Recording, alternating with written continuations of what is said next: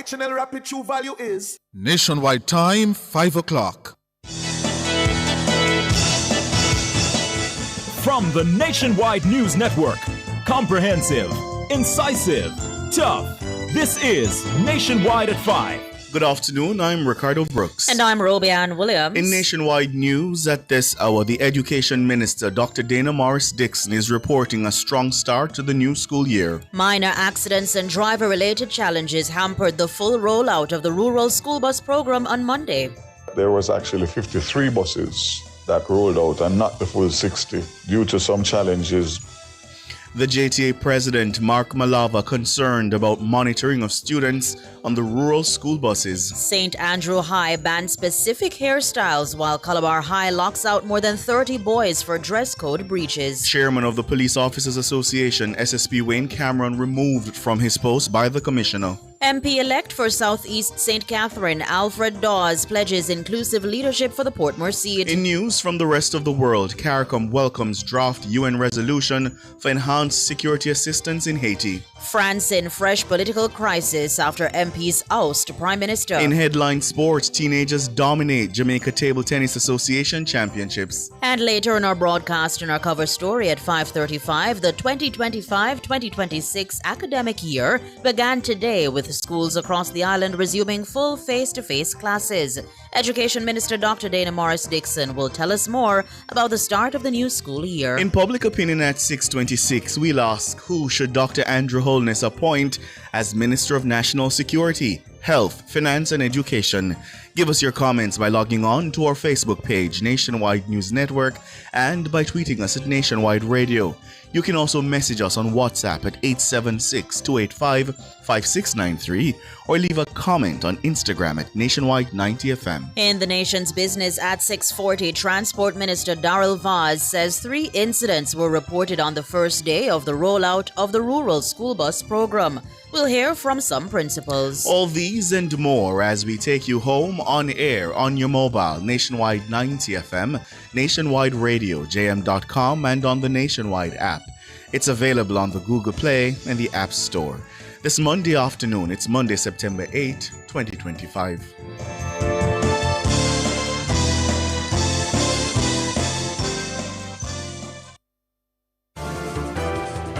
If it's news, it's got to be Nationwide 90 FM. And now to the details. The Education Minister, Dr. Dana Morris-Dixon, says it was a strong start to the resumption of face-to-face classes across the island today. I am so pleased to report a strong and positive start to the new school year. It was a delight to see so many students out this morning after a week of orientation and administrative processes concluded last week. One of the main highlights for me was joining a group of enthusiastic students, and their parents were even more enthusiastic, on one of our newly launched rural school buses. This is a promise that was made earlier this year, and I am so happy that the government has been able to deliver on its promise to our children and their families. The 2025-2026 academic year saw the partial rollout of the government's rural school bus program. Minister Morris-Dixon says it's all systems go for the new school term. This will undoubtedly help to improve access to education in our communities across the country. The system is up and running smoothly, and we are all systems go for the year ahead. Dr. Dana Morris-Dixon, the Education Minister. Meanwhile, President of the National Parent-Teacher Association of Jamaica, NPTAJ, Stuart Jacobs, says all systems were in place for the resumption of school on Monday. It has been positive. One can look at the fact that we know the rollout of the rural school bus system, the fact that our teachers who had promised to be restive, it wasn't done, it was staved off. They're very grateful for that. And the fact that the elections have come and gone and our schools are back to normalcy, even those that were used as polling stations, children were able to go back to school without any disruption. It's very good. And it leaves the pillars that are needed for school and learning is in place. Mr. Jacobs says that all students should be attending face-to-face classes by Wednesday. I think by Wednesday, our students will be out. Some schools are staggering today with the first farmers or grade one, and then everybody, the entire population will come in tomorrow, and then the decision for 6 farmers, that's grade 12 and 13, will be fully made by Wednesday. So by Wednesday, we should have a full rollout of school. So Friday is definitely all hands on deck for Friday. Stuart Jacobs, president of the National Parent Teacher Association of Jamaica, NPTAJ. Minor accidents and driver-related challenges hampered the full rollout of the rural school bus program today. According to the Portfolio Minister Daryl Vaz, 53 of the 60 buses were deployed on the first full day of the program. Mahiri Stewart has that story. Minister Vaz says multiple incidents affected the program's full rollout. The incidents were reported across multiple parishes. My preliminary report prior to my 8 p.m. report tonight for today's activities show that there was actually 53 buses that rolled out and not the full 60 due to some challenges, driver challenges, unfortunate minor accident in St. Anne and 1 or 2 other technical issues which have now been resolved. Those affected St. Elizabeth, St. Catherine, St. Thomas, and a minor accident, as I said, in St. Anne. However, we went through everything, and everything will be resolved for tomorrow morning. Minister Vaz says the rollout was interrupted by instances where buses were blocked along some routes. There was also 1 or 2 incidents which threw off the schedule, where one bus was unable to access school because it was blocked by other vehicles, and also another similar situation up in the hills of St. Andrew, which I prefer to call interference at this point until a full investigation has disclosed what actually took place. Despite the incidents, the minister says the first day was a success. However, all in all, for the first day, we did miss some time schedules and obviously have to make some adjustments based on what we saw in terms of the number of children that came out and the times that they came out. But I think one of the most important things right now also is the information flow in terms of people being able to access the information for the times of the buses, the routes of the buses, the schools, etc. All in all, a very successful day, a day that's long in coming. And I think that I can say that we have a passing grade and we will get better and better every day.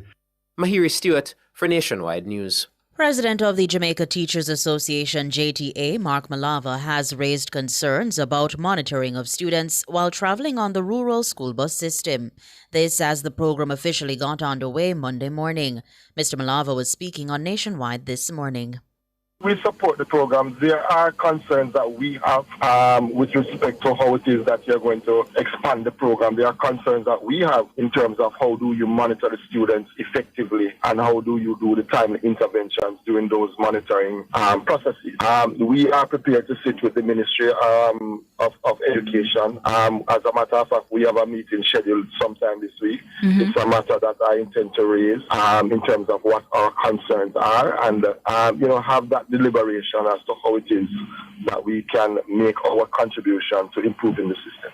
Transport Minister Daryl Vaz has outlined a raft of monitoring and safety features that will be available on the buses.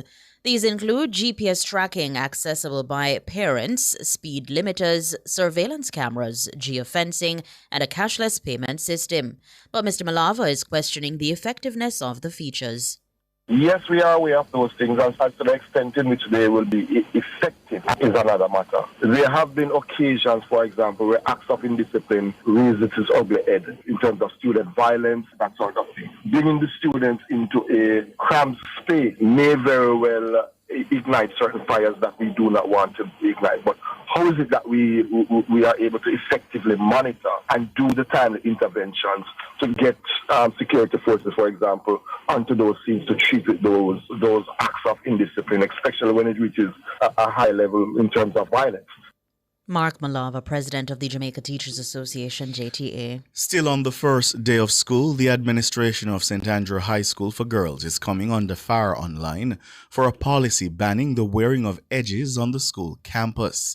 In a post on its social media page, the school reminded students that the edges, also known as baby hair, was not allowed. The post reminded the young ladies that curtains belong in the house and not on their foreheads. The Post also urged the students to keep hairstyles neat, tidy, and school-ready. Students have in recent times been styling their so-called baby hair into elaborate patterns and shapes. But the move by the school has not gone down well on social media, with several users accusing the institution of improperly policing the hair of students. Others have accused the school of pursuing anti-black policies. Other users questioned whether the information was shared in orientation or if a formal notice was given to parents and students before the start of the school term. But the school has also received praise, with some online stressing that school is a place of learning and not a fashion contest. Another user argued that the continued focus on fashion trends was part of the reason students continue to underperform in critical subjects. Efforts to contact the principal of St. Andrew High, Kiva Ingram, for comment were unsuccessful. Meanwhile, more than 30 boys were locked out of Calabar High in St. Andrew this morning as the new school year officially got underway. The boys, some of who stood in the sun for more than an hour, were reportedly denied access to the school's campus over breaches of the school's dress code. Education Minister Dr. Dana Morris-Dixon reiterated that students must not be denied entry to school. Our commitment remains clear. No student should be locked out of school or denied the opportunity to learn. All children deserve access to a safe and inclusive education. In situations where there may be concerns, including those related to grooming standards and other disciplinary matters, we believe that these matters must be handled respectfully and collaboratively, and we're going to have to send the right signal to our children that we respect them, we care for them, but at the same time that we have rules that need to be followed. The infractions ranged from dyed hair, incorrect belt buckles, missing buttons, tight pants, and incorrect hair length. The lockout contravenes the government's official policy, which says no student should be denied access to education over grooming or dress code violations. Dr. Morris-Dixon has asked regional authorities to probe incidents of students being barred from entering school. I have spoken with the permanent secretary, and the regional teams have been alerted to investigate and intervene wherever necessary to ensure that our children have access to school. It's important that we all work together to make this school year a successful one.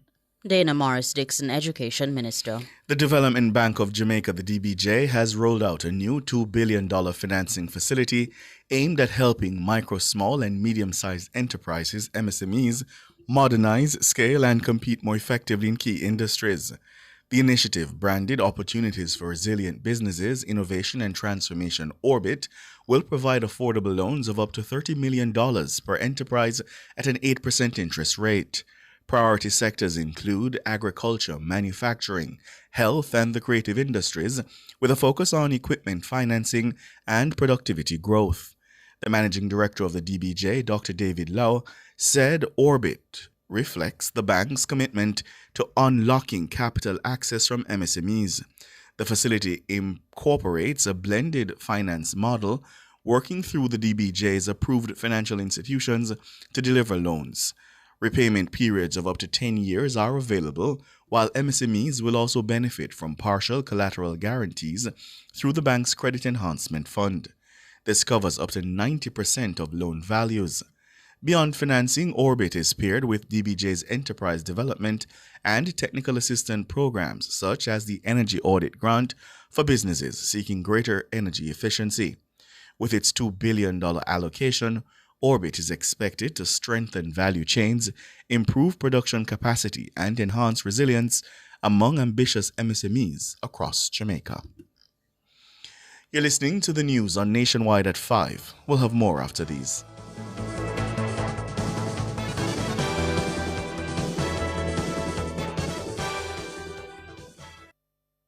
It's IQ Optical's sizzling summer sale. For this month only, get 50% off lenses when you purchase a frame. Kids get free lenses with a purchase of a frame. Make the intelligent choice with IQ Optical. Conditions apply. The time by IQ Optical is... It's 15 minutes after 5.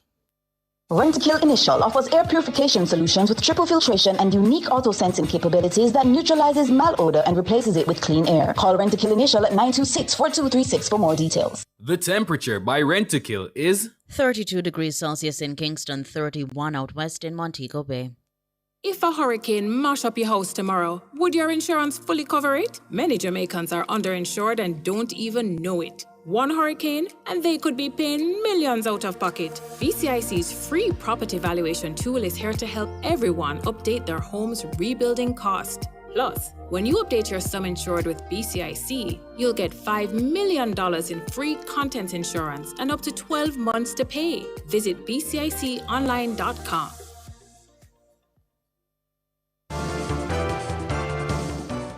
Continuing the news, Chairman of the Police Officers Association, POA, Senior Superintendent Wayne Cameron has been booted from the post. In a statement on Monday, the JCF says Police Commissioner Dr. Kevin Blake directed that the POA chairman vacate the position. The commissioner cited concerns about alleged misconduct and indiscipline. The High Command confirmed that Cameron will no longer be recognized as the representative of gazetted officers. It says he'll not be granted audience with senior leadership and would be restricted from speaking on behalf of the Jamaica Constabulary Force, JCF, outside of his official duties. The decision comes at a sensitive time for the POA, which is preparing to engage in technical negotiations with the government of Jamaica over salaries and benefits. According to the High Command, the alleged actions of the chairman had the potential to compromise the credibility of the association during these talks. Reports of the POA executive failing to meet regularly to conduct business and not convening a general meeting for several years were also cited as contributing factors. In the interim, the remaining members of the POA executive will appoint a temporary chairman who will guide the association into a special general meeting where a new executive will be elected. The High Command has pledged to support a smooth and timely transition. Cameron was first elected chairman in 2019 and re-elected in 2022. In addition to his function as head of the POA, SSP Cameron is assigned to the Area 5 headquarters. The Member of Parliament-elect for South East St. Catherine, the PMP's Dr. Alfred Dawes, says his leadership will be inclusive with the people at the heart of his agenda. Speaking with Nationwide News today, Dr. Dawes said with the campaign now over, his focus will shift to establishing the constituency structure. And I'm going to work with not just the PNP councillors, but the JLP councillor who I've already had some discussion with and we're due to meet. But I want all of us to be on the same page, and it's the people first who must see the benefit of this victory. I had also campaigned on the fact that I am going to include in the discussions as to how decisions are made in terms of spending and projects, the citizens associations and the community leaders and those who have a vested interest in the community. I don't want them to be told how money was spent. I want them to be in the room when the decisions are being made as to how the money is going to be spent. That will affect their communities. In last Wednesday's general election, Dr. Dawes defeated the JLP's Robert Miller by 567 votes. He polled 7,775 ballots to Miller's 7,187. Dr. Dawes expressed gratitude to constituents and party workers who contributed to his win, though he acknowledged that the moment is tempered by the PMP's overall loss in the election. He says he intends to address vector control issues, water supply and infrastructure development in southeast St. Catherine. I have a huge water problem. It's inconsistent and the pressures are always low, and there's never a satisfactory result from the NWC as to why we have a constant water problem. And associated with the drain cleaning, we want to deal with the vector control as well as the mosquitoes, because a lot of the drains now, because they're overgrown with lilies, there's a high population of mosquitoes and it's driving the residents crazy. So it's the infrastructural development, the roads, a lot of the roads have been neglected because of how the constituency was run, where there was a separation between the responsibilities of the councillors and the MP. Now we want to have a join-up government where no matter whether or not it's a gazetted road, I consider it under my purvey and I will ensure that the maintenance of the roads are addressed. That's Dr. Alfred Dawes, the Member of Parliament-elect for South East St. Catherine. The Norman Manley International Airport NMIA has announced a temporary suspension of operations to upgrade its electrical infrastructure at the airport. Operations will be suspended from 7 p.m. on Tuesday, September 9, 2025, until 4 a.m. on Wednesday, September 10, when normal airport operations will resume. In a statement on Wednesday, NMIA said passengers will not be affected as there are no scheduled flights during this period. It's advising travelers to verify flight schedules with their respective airlines for any changes to flights outside the period. World in a Minute is brought to you by ABC Electrical Sales. We make things as easy as ABC. Hose assembly and supply, equipping Jamaica for success. And Charles O'Connor Consulting Network, COCN, driven by international accounting standards, modern technology, and integrity. The World in a Minute. CARICOM has welcomed the recent tabling of a draft United Nations Security Council resolution aimed at providing further security assistance to Haiti. The move follows a request by the Haitian government and recommendations from UN Secretary General Antonio Guterres. CARICOM says the initiative comes at a critical moment as Haiti continues to face a decline in assistance. The draft resolution, moved by the U.S. and Panama, acknowledges the contribution of the Kenya-led multilateral security support mission to peace and stability in the country. According to the draft, the mission would transition into a gang suppression force with a ceiling of 5,500 personnel and a robust mandate. France has been plunged into a new political crisis with the defeat of Prime Minister François Bayrou at a confidence vote in the National Assembly. Bayrou was defeated by 364 votes to 194. It means he'll present his government's resignation on a Tuesday to President Emmanuel Macron, who must now decide how to replace him. Macron's office said this would happen in the coming days. The options include naming a new prime minister from the center-right, finding a name compatible with the Socialist Party, and dissolving parliament so new elections are held. France is now on its way to getting a fifth prime minister in less than 2 years. World in a Minute was brought to you by ABC Electrical Sales. We make things as easy as ABC. Hose assembly and supply, equipping Jamaica for success. And Charles O'Connor Consulting Network, COCN, driven by international accounting standards, modern technology, and integrity. Recapping the top stories making nationwide news at this hour, the Education Minister is reporting a strong start to the new school year. Minor accidents and driver-related challenges hampered the full rollout of the rural school bus program on Monday. And the JTA President is raising concerns about monitoring of students on the rural school buses. St. Andrew High bans specific hairstyles while Calabar High locks out more than 30 boys for dress code breaches. I'm Ricardo Brooks. And I'm Roby Ann Williams. And listeners, you can find the news on our website at www.revonews.ai and on the Revo News app, available on the Google Play and the App Store. News next, the headlines at 6.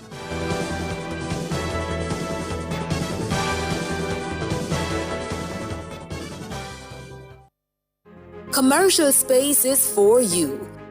Parks and attractions for you. Housing and residential developments for you. Beautiful rental properties for you.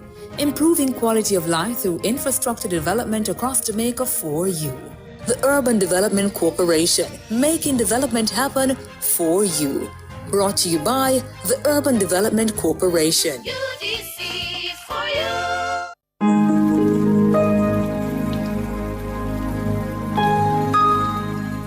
Hi there. Here's some good news for these trying times. Quote, "By God's word, I can see where I'm going. They throw a beam of light on my dark path." Unquote. Psalm 119, verse 105. Listen for God's word weekdays at 5:45 a.m. and 12:55 p.m. through Oasis. Stop by for a refreshing drink and share a God perspective for the day. Oasis. Weekdays 5:45 a.m. and 12:55 p.m. right here on Nationwide, a revolution in media. The rebroadcast of The Oasis can be heard weekdays at 5:45 a.m. Track and Field's global showpiece heads back to Asia for its 2025 staging. The World Athletics Championships from Tokyo, Japan is live on Nationwide 90 FM. September 13 to 21. Great start from Seville, who's got a little bit of a march off Noel Lyles. Seville's going to win this. Brilliant race. He even has time to salute. How will the Jamaicans stack up? The likes of Kishane, Oblique, Nikisha, Tina, Sherika, and Lavelle, all seeking podium spots. Really good running on the near side too from Tia Clayton. Tia Clayton takes it there. And the world will say goodbye to Shelly-Ann Fraser-Pryce. Watch for Shelly-Ann Fraser-Pryce. She brings the curtain down on her 18-year career. She goes back to where it all started. And she's going to do it. Shelly-Ann Fraser-Pryce. Live every moment from the World Athletics Championships from Tokyo, Japan, September 13 to 21 live with a kind of coverage only Nationwide 90 FM provides. Sports at 5 is brought to you by Total Tools. Total Tools, every tool, every trade.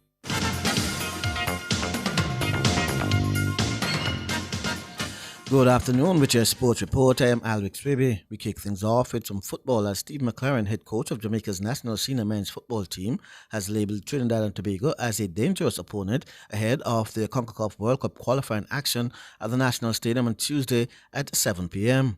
Jamaica is coming off a thumping 4-0 win over Bermuda in Hamilton 3 nights ago, while Trinidad and Tobago dropped points at home in a goalless draw with Curacao also on Friday.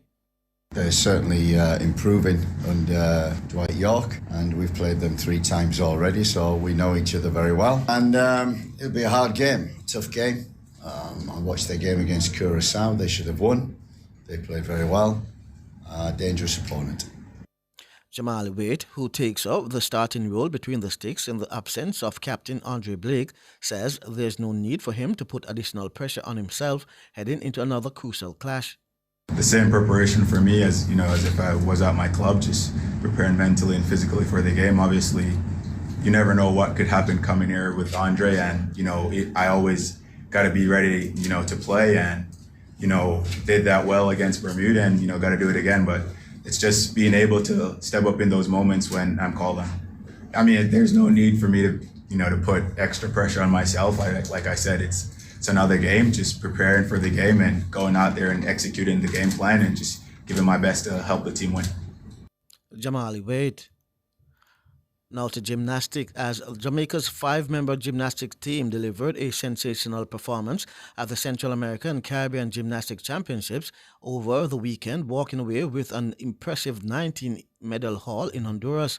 The small but mighty team secured 10 gold, 8 silver, and 1 bronze medal, proudly flying the Jamaican flag on the international stage.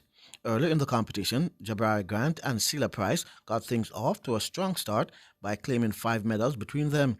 But the spotlight shifted over the weekend as Dujane Garwood, Leila Bell, and Emilia Sharp added a staggering 14 more medals, showcasing Jamaica's growing talent in artistic gymnastics. 11-year-old Garwood showed exceptional form, dominating her category with 2 golds, 2 silver, and 3 coveted all-round gold. I am very excited and happy of how I did at that competition. I topped 3 golds and 2 silvers, winning first overall, and I am very happy with how I did on bars, especially since it was my favorite event. Garwood. This is Nationwide's World Championships Countdown. Now, as the countdown to the World Athletics Championships Tokyo 25 continues, Jamaican sprint superstar Usain Bolt has been announced as the ultimate legend, and excitement continues to build ahead of the first edition of the World Athletics Ultimate Championships in Budapest.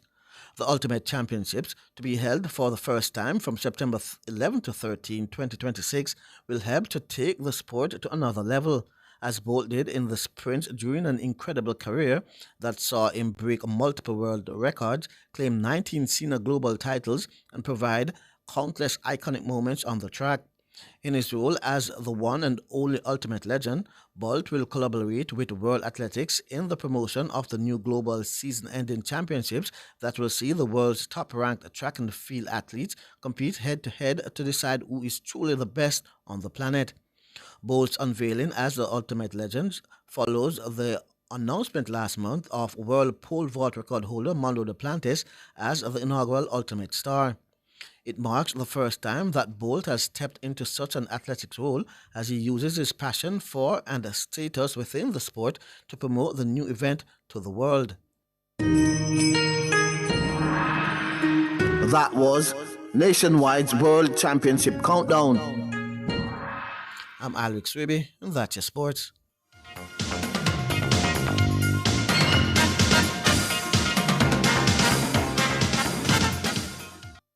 Sports at 5 was brought to you by Total Tools. Total Tools, every tool, every trade.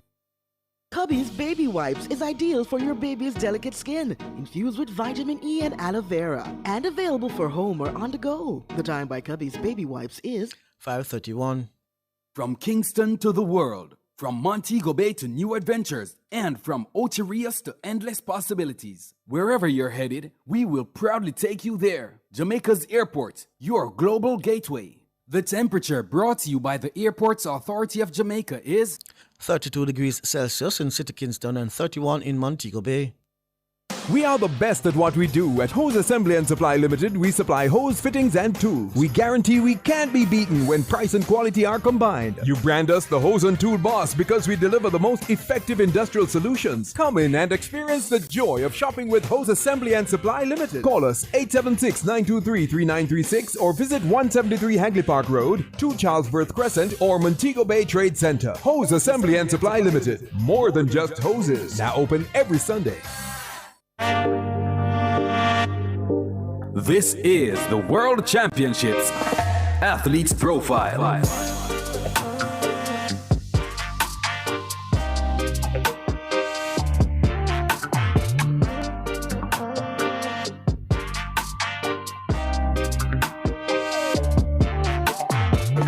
National 800-meter star Navaski Anderson is making his third World Championship team, but he did it the hard way. The former St. Jago star finished second at the National Championships, but he failed to get the qualifying mark.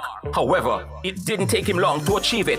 He did so in style by breaking his own national record for the second time this year and his fourth since 2022. He won the event at the Sound Running Sunset Tour meet in Los Angeles in 1 minute 44.40 seconds. Navaski Anderson, who set the Jamaican national record on June 8th, trying to get back into the mix here, and he is to the lead. Matty Erickson and the Greens coming on, but it's Navaski Anderson with the lean at the line, and yeah, another national record for Navaski Anderson. In his two previous appearances at the World Championships, Anderson failed to get out of the first round, and he'll be looking to correct that in Tokyo. Navaski will be in action on day 4 of the World Championships on September 16. I bought my ticket to Tokyo. All grace to God. Definitely weightlifted, excited, and I can just go back in training and start hammering it again. Hammering for a few weeks in training, do what I do best, and just head to Tokyo. And you know, I'm just chilling and enjoying myself. So, races out there, and I'm just trying to get better as it goes on. Follow Navaski Anderson at the World Championships in Tokyo, Japan in September on Nationwide 90 FM.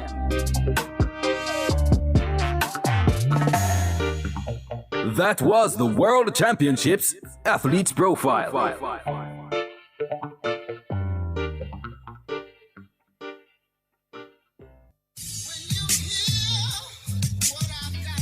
Public opinion. Stop this foolish about this GLP and PMP business. We are a Jamaican. Different people. It's not a matter of a GLP or a PMP. I think it's more like where it is that you think you're comfortable, what support you can afford to make the country better. Different views. Most entertainers, they're not amenable to management, so the only thing that can ultimately structure them is the court and the prison. Public opinion. The voice of the people at 6:25 p.m. weekdays during Nationwide at 5. Tune into Nationwide at 6:25 p.m. for Public Opinion, where the people's views matter. Public Opinion is brought to you by Cleasing Industrial Supplies Limited, Industrial Automation and Control Solutions. Cover Story is brought to you by Multilink. Roll with control. Use Multilink. Safe, fast, and accepted in more locations. Multilink. Access every time, everywhere I go. Multilink. 24/7 access for me. It's just a win-win when we use Multilink. This card is Jamaican built, yeah. Fast and secure, you can use anywhere. Spend while supporting the economy. Look for the Multilink logo on your card and benefit from Jamaica's largest debit payment network. Multilink, 24/7 access for me. What would I do without my Multilink?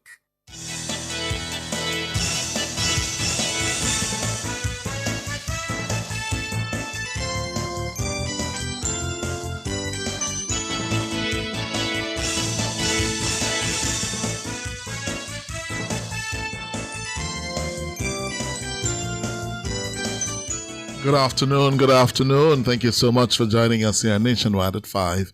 I'm Cliff Hughes. Good afternoon, Cliff. Good afternoon, listeners. My name is Ricardo Brooks. Good afternoon, Mr. Brooks. How are you? I'm fine. Well, today marked the beginning of the 25-26 academic year. The Education Minister, Dr. Dana Morris Dixon, says it was a strong start to the resumption of face-to-face classes across the island today. Today also saw the partial rollout of buses under the government's rural school bus program. The buses were deployed to all 14 parishes on Sunday. The Transport Minister, Daryl Vaz, says minor accidents and driver-related challenges hampered the full rollout. The minister says the rollout was interrupted by instances where buses were blocked along some routes. There was also one or two incidents which threw off the schedule where one bus was unable to access school because it was blocked by other vehicles, and also another similar situation up in the hills of St. Andrew, which I prefer to call interference at this point until a full investigation has disclosed what actually took place. Daryl Vaz, Transport Minister. Despite the incidents, the Education Minister says the Transport Minister said the first day was a success. Joining us now is the Education Minister, Dr. Dana Morris Dixon. Good afternoon, Minister. Good afternoon. Good afternoon, gentlemen. It's good to be on with you. Thank you so much for joining us. So, at the end of the day, what's the report looking like? What's the report card like? I just got the report from our regions, because our regions, they do interact with the schools and they get the information in relation to any concerns that the schools may have. And it's pretty smooth. I mean, remember, we have 1,000 schools that we're looking at, and we've had it pretty smooth for most of them. There are a few incidents which you often find when you're just starting face-to-face. And we, as a ministry, we get the reports in and we try to deal with them as we can. We had one issue in a primary school with some manhole covers, and the region is treating with that.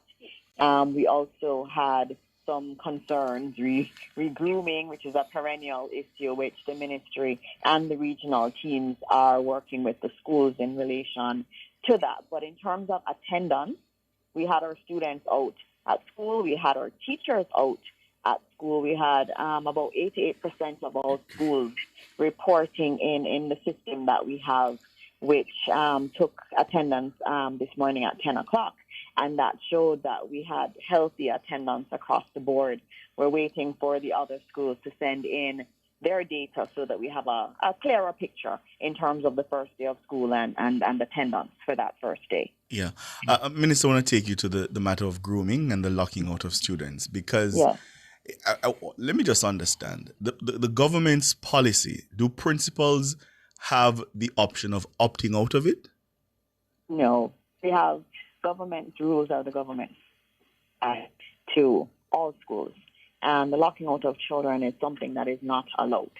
Obviously, we do have to speak about grooming. We have to speak about discipline in our schools. And there may be instances where children are not allowed at school. But usually the way it's done is there's communication with the parents, there are meetings with the parents, and there is a conversation. The rules of the schools would be pointed out again to the parents. And there may be disciplinary action taken. There is nowhere where it says schools should lock out children. Absolutely nowhere does it say that. And so the ministry has already intervened in those situations, reminding the schools of their obligation.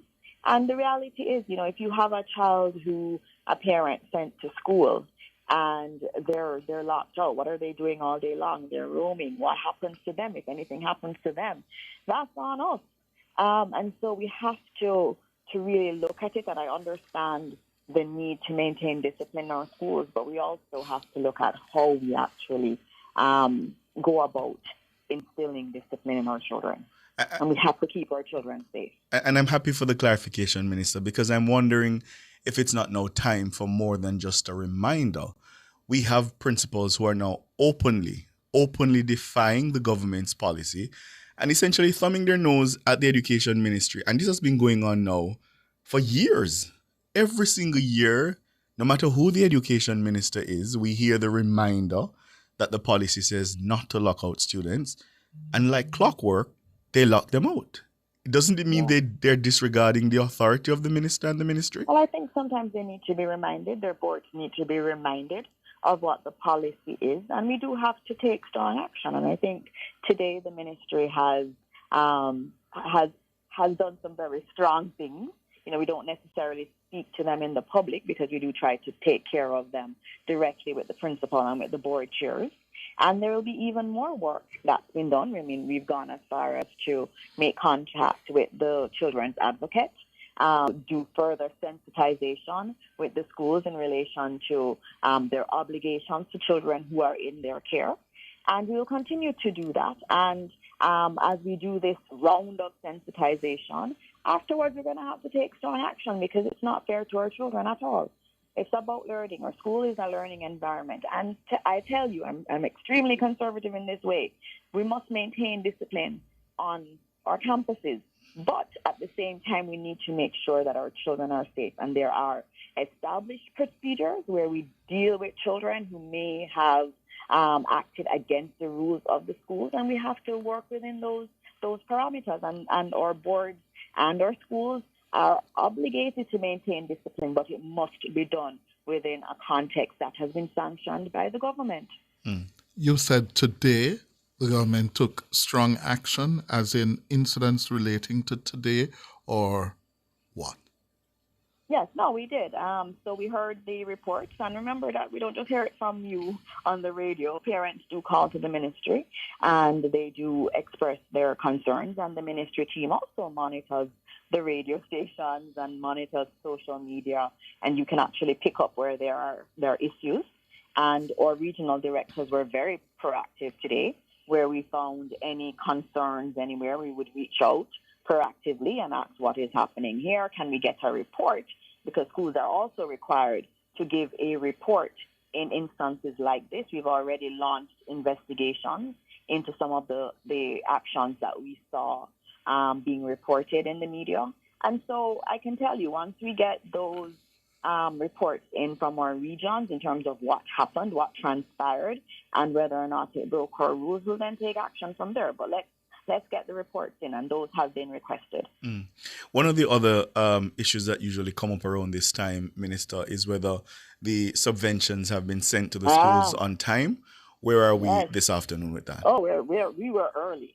We were very early for subventions. And that's one of the things that you notice. You don't hear that coming from our principals anymore, because the ministry over the last several years has been paying it earlier than ever. So our schools, that's not a problem anymore. That's another thing we can be happy about in terms of the change in fiscal landscape, where, the Ministry of Finance commits particular funds, and it actually has those funds available to our schools. And so they got their subventions early, and so we have no issues there in terms of subventions this year either. The issue of literacy, you've been emphasizing that is a key point in terms of the policy thrust forward.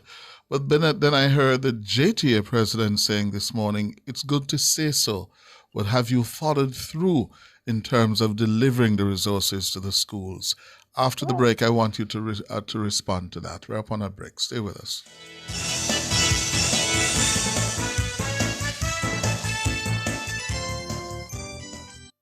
Clear your barrels and personal shipments with ease and convenience. Request a customs contactless clearance today through CCP at jca.gov.jm. The time by the Jamaica Customs Agency is 5:45. Burn Shack fried chicken always ready. Burn Shack, original crispy. Burn Shack, Cajun spicy. Burn Shack, a barbecue. Burn Shack, we are going Burn Shack. The temperature brought to you by Bird Shack Fried Chicken in Kingston, Montego Bay, and Ocho Rios is... It's 32 degrees Celsius here in Kingston, 31 out west in Montego Bay. Looking for superior quality transportation from an international award-winning provider? Well, look no further. Choose Island Car Rentals, Jamaica's leading car rental company, setting the standard for ground transportation in Jamaica. For over 50 years, Island Car Rentals has been your trusted partner for reliable, top-quality vehicles. But we're more than just a car rental company. Need an airport transfer at any hour? Heading out of town and want to travel in style with a private chauffeur? Need a truck to rent for business or personal use? Or maybe you need a customized shuttle or tour for a large or a small group? Whatever your transportation need, Island Car Rentals has you covered. Call us today at 876-926-8012 or 876-929-5875 or visit www.islandcarrentals.com to book your next trip. Because Island people take better care of you. Want to reduce your high electricity bills? Then Peak Energy has the solution for you. From grid-tied to hybrid solar inverters with full lithium-ion battery pack. Installation and maintenance packages available. Visit us at Shop 1, 3 Mosquito Valley Road, Red Hill, St. Andrew. Call 876-279-8820 or 944-0668. Or email us at peakenergysolutionsja@gmail.com. Peak Energy for everything solar.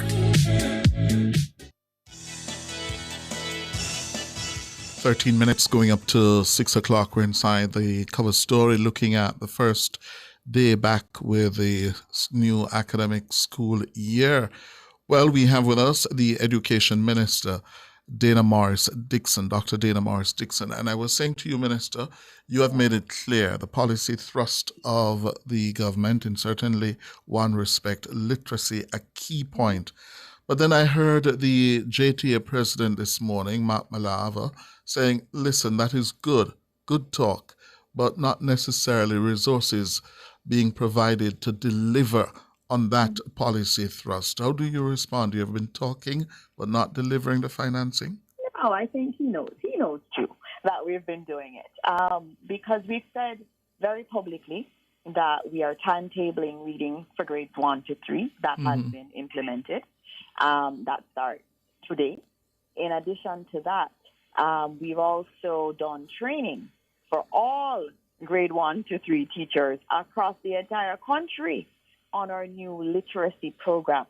That was done in June, and all of our teachers participated in that training. So all our teachers are on the same page in relation to how we're going to now be delivering literacy from grade 1 to grade 3.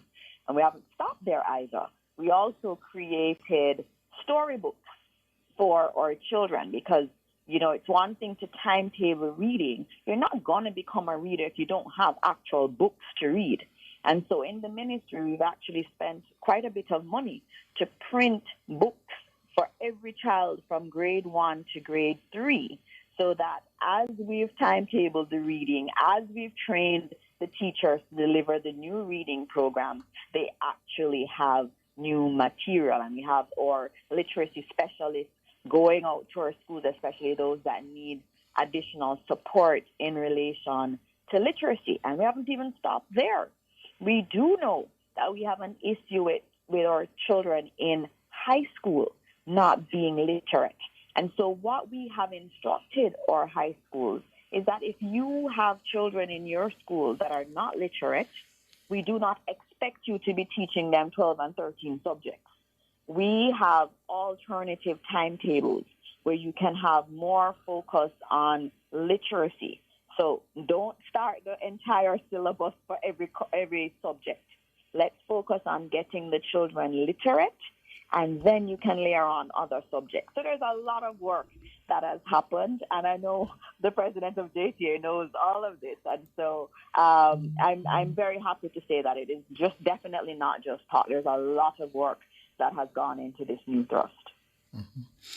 Minister, I have a comment here from a parent on Twitter who is asking you whether the students are supposed to be paying on the JUTC buses, the express buses. She says her son had to pay on a 22 express today. I'm not sure if the policy exempts the express routes or... I will have to check on that, but the policy of government was that children would not be paying any fares at all on for September and October. That was the policy of the government. I will check with Minister Vaz because I don't think there was any exemptions, but I will check with him. But children are not supposed to be paying in September and October. The matter of teachers, Minister, I know the permanent secretary had noted that, there were reports of some teachers returning and that you had seen a slowing of the teacher migration. What kind of update can you give us on that front? Well, that's actually quite accurate. We did see a slowing, and usually you wait for the end of August to see whether or not you're going to get another, slew of resignations at that time, because we tend to get a lot of them near the end of August, and we did not see the usual resignations that we would usually see. And so that's a good sign. Obviously, we are still waiting for the schools to send in their final reports in terms of their teacher numbers and whether or not they've been able to fill any vacancies that were there. We did get information during the summer when we were doing the back-to-school conferences, because every region has a back-to-school conference with all of the principals there, where we talk about the plans for September, what the ministry wants to achieve and what the roadblocks may be, and it's a very good session. And so in those sessions, they had noted that they were not having big struggles filling most of their vacancies, which was a good sign. But we will have to look at, the numbers at the end of August, and we'll come back to you with more details. But it did, from what we saw, there was definitely a slowdown in the number of teachers leaving. Earlier, you did say to Ricardo that there was a slack off or delay in the payment of was it subvention or grant? Yes, their allocation, which we do per child to each school. Well, so the subvention, I'm being advised, are not usually late. It is usually the grants, the grants that pays for plant readiness, furniture, etc. Were those paid up in full? We had done those too. So the repair grant that is done for every school gets their repair grant. Those were done. And I know at a couple of the back school conferences, I told them, if you've not gotten your grant, let us know and we'll make sure you get it. There's really a constant stream of communication with our principals. And so whenever there's a problem, we fix it. And sometimes you'll find one school say, I didn't get this grant. And as soon as we hear it, we fix it. But there's no problem across the system in that respect. St. Andrew High School is buzzing because the administration is drawing mixed reaction for a policy banning the wearing of edges on the school campus, Minister. What say you on that? Yeah, that's an interesting one. As a mother of girls, I know the edges story. And I have a child in the public system, and her school also banned edges. And I heard the cries on the weekend, why did they do that? That's so wicked. And my response to her was, when I was in high school, there were rules. And some of them I didn't like necessarily, but there were rules, and I had to follow them. And then when I became an adult, I could do whatever I wanted to do.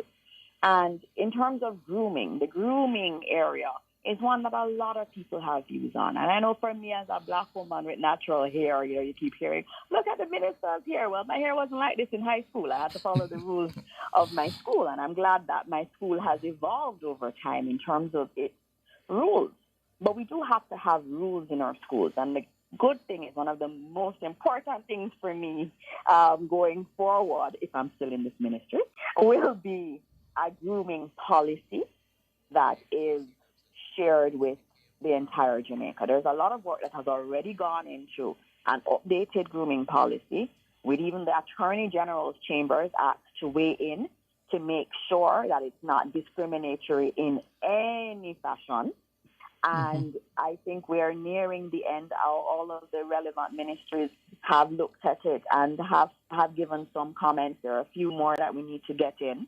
But we're near the end of a grooming policy for our schools that will hopefully put to rest all of these conversations. The reality is, though, that, you do want to maintain discipline in your schools. There are going to be rules in our schools, but what's important is that we have consultation on these rules, that the parents are consulted, the students are consulted, and you develop your grooming policy with that in mind. Now, every school is not going to have the same grooming policy because every school does not necessarily have the same set of challenges. So you want to have some flexibility in there, but you also want to have some guiding principles, especially vis-a-vis non-discrimination. And so that is where we're going with the policy. And also, the policy has to be known to the parents. Parents have to sign, I know this is the grooming policy for this school, so that it is very clear and very open what the policy is of the school. And parents can advocate for changes and so on. So that's where near the end of that, we had consultations with everybody. The principals, we had consultation with the student councils, and they've sent in their views on a grooming policy going forward. And so I think, we'll be able to get a new grooming policy out there for Jamaica that we can live with, that was developed through consultation. Minister, you were the outgoing Minister of Information. When will the new government and the Prime Minister be sworn in? We are just waiting for a few things. Obviously, we had the election, and we're waiting for the electoral office to give us the final sign-off. Once that is done, there is a process that kicks in with the Governor General. And as soon as we know the timing for the swearing in, you will know right away. But that has not been decided as yet. And so once that is decided, you will know, and the Prime Minister will, at the appropriate time, also discuss his cabinet. But that's all up to him in terms of timing on that one. I did hear your caveat, if you continue in this ministry. Have you been tipped to continue in this ministry? I have not discussed that with the Prime Minister. I will serve wherever PM wants me to. I mean, he's just such an inspirational leader. I will do whatever is necessary for the team. Dr. Dana Morris Dixon, the country's education minister, as at now. We will see what happens later on in the week. Thank you so much for your time. Really appreciate it, Minister. Thank you. Bye-bye, gentlemen. Bye. And George Jefferson, just to let you know, because he's saying that we continue to call a private citizen minister, the convention is that the cabinet continues in office until the Governor General either revokes the appointment or appoints a new Prime Minister. So ministers continue in office until a new one is sworn in. Otherwise, the country would be entirely without a government. Yes, so the Prime Minister, whoever it is in ministerial offices, the country's business has to go on. Right. So none of these ministers are private now. They are ministers. They continue to be until. And they're required to go to their desks from time to time during this period. Yes. All right. That's a cover story. The headlines are next.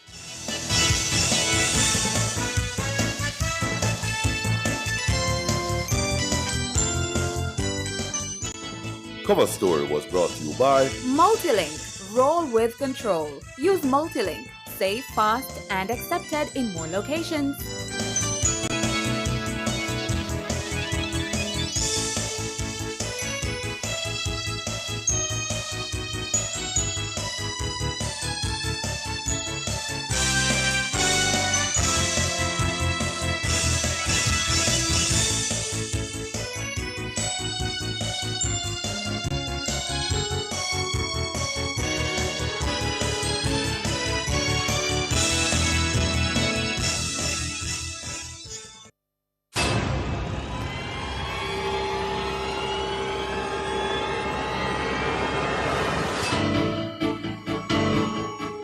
If it's in the public's interest, it's the nation's business during Nationwide at 5.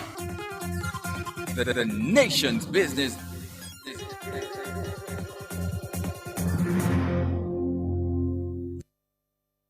The time brought to you by Guardian Life. Live secure, live easy is 6 o'clock.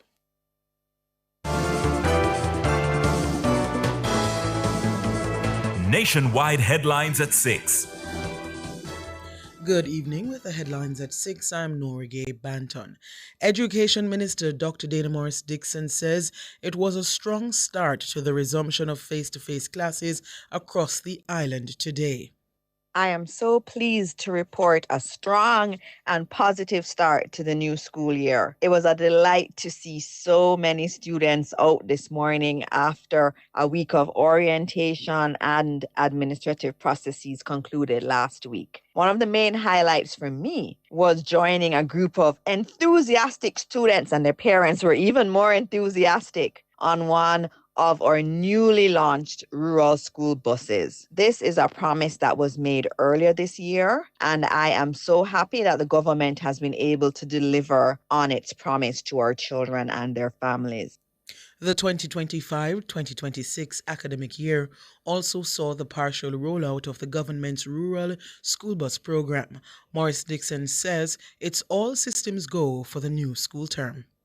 This will undoubtedly help to improve access to education in our communities across the country. The system is up and running smoothly, and we are all systems go for the year ahead. Dana Morris Dixon, Education Minister. Minor accidents and driver-related challenges hampered the full rollout of Phase 1 of the Rural School Bus Program on Monday. According to Portfolio Minister Daryl Vaz, 53 of the 60 buses were deployed on the first full day of the program. The incidents were reported across several parishes. My preliminary report prior to my 8 p.m. report tonight for today's activities show that there was actually 53 buses that rolled out and not the full 60 due to some challenges, driver challenges, unfortunate minor accident in St. Anne and one or two other technical issues which have now been resolved. Those affected St. Elizabeth, St. Catherine, St. Thomas, and a minor accident, as I said, in St. Anne.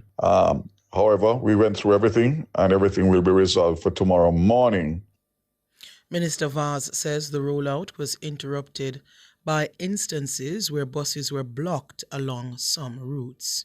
There was also one or two incidents which threw off the schedule, where one bus was unable to access school because it was blocked by other vehicles, and also another similar situation up in the hills of St. Andrew, which I prefer to call interference at this point until a full investigation has disclosed what actually took place. Despite the incidents, the minister says the first day was a success. And President of the Jamaica Teachers Association, JTA, Mark Malava, has raised concerns about monitoring of students while traveling on the rural school bus system. This as the program officially got underway today. Mr. Malava was speaking on Nationwide this morning. We support the program. There are concerns that we have with respect to how it is that you're going to expand the program. There are concerns that we have in terms of how do you monitor the students effectively and how do you do the timely interventions during those monitoring processes. We are prepared to sit with the Ministry of Education. As a matter of fact, we have a meeting scheduled sometime this week. Mm-hmm. It's a matter that I intend to raise in terms of what our concerns are and, have that deliberation as to how it is that we can make our contribution to improving the system. Transport Minister Daryl Vaz has outlined a raft of monitoring and safety features that will be available on the buses. These include GPS tracking accessible by parents, speed limiters, surveillance cameras, geofencing, and a cashless payment system. But Mr. Malava is questioning the effectiveness of the features.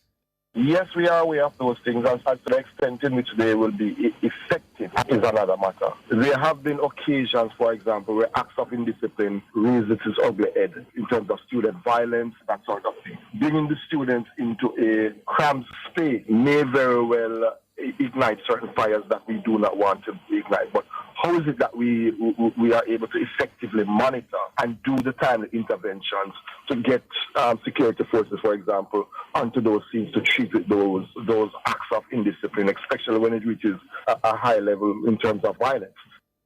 Mark Malava, president of the Jamaica Teachers Association. The administration of St. Andrew High School is coming under fire online for a policy banning the wearing of edges on the school campus. In a post on its social media page, the school reminded students that the edges, also known as baby hair, was not allowed. The post reminded the young ladies that curtains belong in the house, not on foreheads. The post also urged the students to keep hairstyles neat, tidy, and school ready. Students have in recent times been styling their so-called baby hair into elaborate patterns and shapes, but the move by the school has not gone down well on social media, with several users accusing the institution of improperly policing the hair of students. Others have accused the school of pursuing anti-black policies. Other users questioned whether the information was shared in orientation or if a formal notice was given to parents and students before the start of the school term. But the school has also received praises, with some online stressing that school is a place of learning and not a fashion contest. Another user argued that the continued focus on fashion trends was part of the reasons students continue to underperform in critical subjects. Efforts to contact the principal of St. Andrew High, Kiva Ingram, for comments were unsuccessful. Those were the headlines at 6. I'm Norige Banton. Sports is next.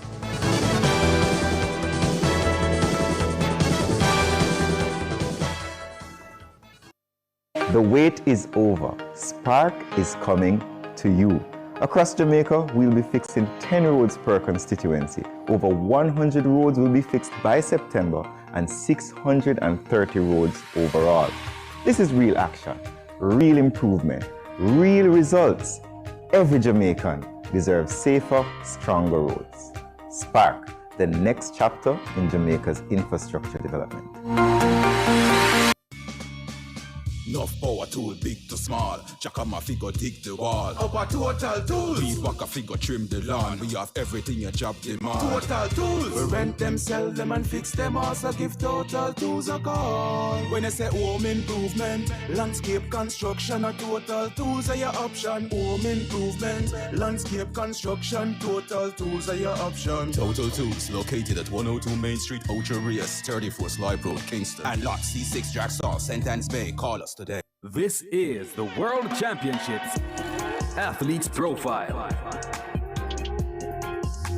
The Jamaican starts well.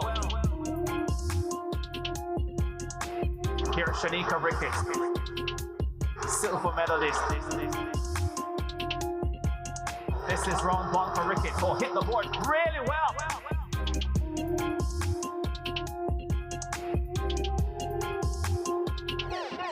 Triple jumper Shanika Ricketts will be attending her 5th World Championships as she leads Jamaica's medal charge in the event in Tokyo, Japan in September. The 33-year-old former Vere Technical High School standout appeared at the 2015, 17, 19 and 2022 editions and will be looking for her 3rd medal, having bagged silver in Doha and Eugene. Jamaica's reigning Sportswoman of the Year has won medals at every major global championships, her biggest moment coming at the Paris Olympic Games in 2024, where she won silver. Shanika Ricketts, twice a World Championship silver medalist, flies down the runway, hits the board brilliantly. Oh, Ricketts turns up to the party. Ricketts is unquestionably one of the true global stars of the event, and she's steadily building into her season. Who'll bet against her finally hitting the top of the podium in the Japanese capital? Every season the aim is to be on top of the podium. This season is nothing different, and I think I have too many silver medals now. I'm going for the gold this time. Ricketts will be in action on day number 4 of competition in Japan on September 14. The final is 2 days later on September 16. I think it's just about grit and just putting in the work. It doesn't matter what happens before you go into major championships, it's just what happens on the day. And the only way you can control that is by being consistent. So that's what I'm focused on doing. Follow Shanika Ricketts at the World Championships in Japan on Nationwide 90 FM. That was the World Championships Athletes Profile.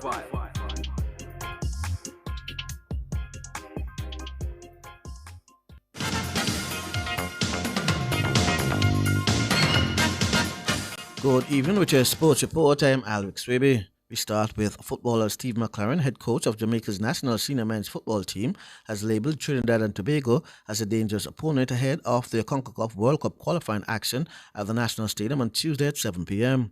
Jamaica is coming off a thumping 4-0 win over Bermuda in Hamilton 3 nights ago, while Trinidad and Tobago dropped points and at home in a goalless draw with Curacao also on Friday. They're certainly improving under Dwight York, and we've played them 3 times already, so we know each other very well. And it'll be a hard game, tough game. I watched their game against Curacao. They should have won. They played very well. Dangerous opponent.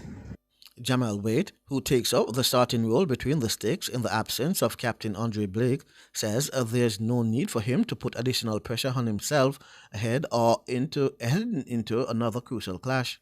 The same preparation for me as if I was at my club, just preparing mentally and physically for the game. Obviously, you never know what could happen coming here with Andre, and I always got to be ready, to play, and did that well against Bermuda, and got to do it again. But it's just being able to step up in those moments when I'm called on. I mean, there's no need for me to to put extra pressure on myself. Like I said, it's another game, just preparing for the game and going out there and executing the game plan and just giving my best to help the team win. Jamali Wade. Now at sports time, Tivoli Gardens were leading Spanish Town Police 2-0 in their opening match of a doubleheader in the Rare Never Jamaica Premier League at Stadium East. Meanwhile, defending champions Cavalier faced former champions Waterhouse in a high-stakes clash in the feature match at 7:30. Fabian Reid, captain of Ornette Gardens, believes he still has a lot left in the tank at the age of 34. Reid was an instrumental figure in his team's 5-2 victory over Harbourview in the Jamaica Premier League on Sunday, giving the Junglish their first win of the season.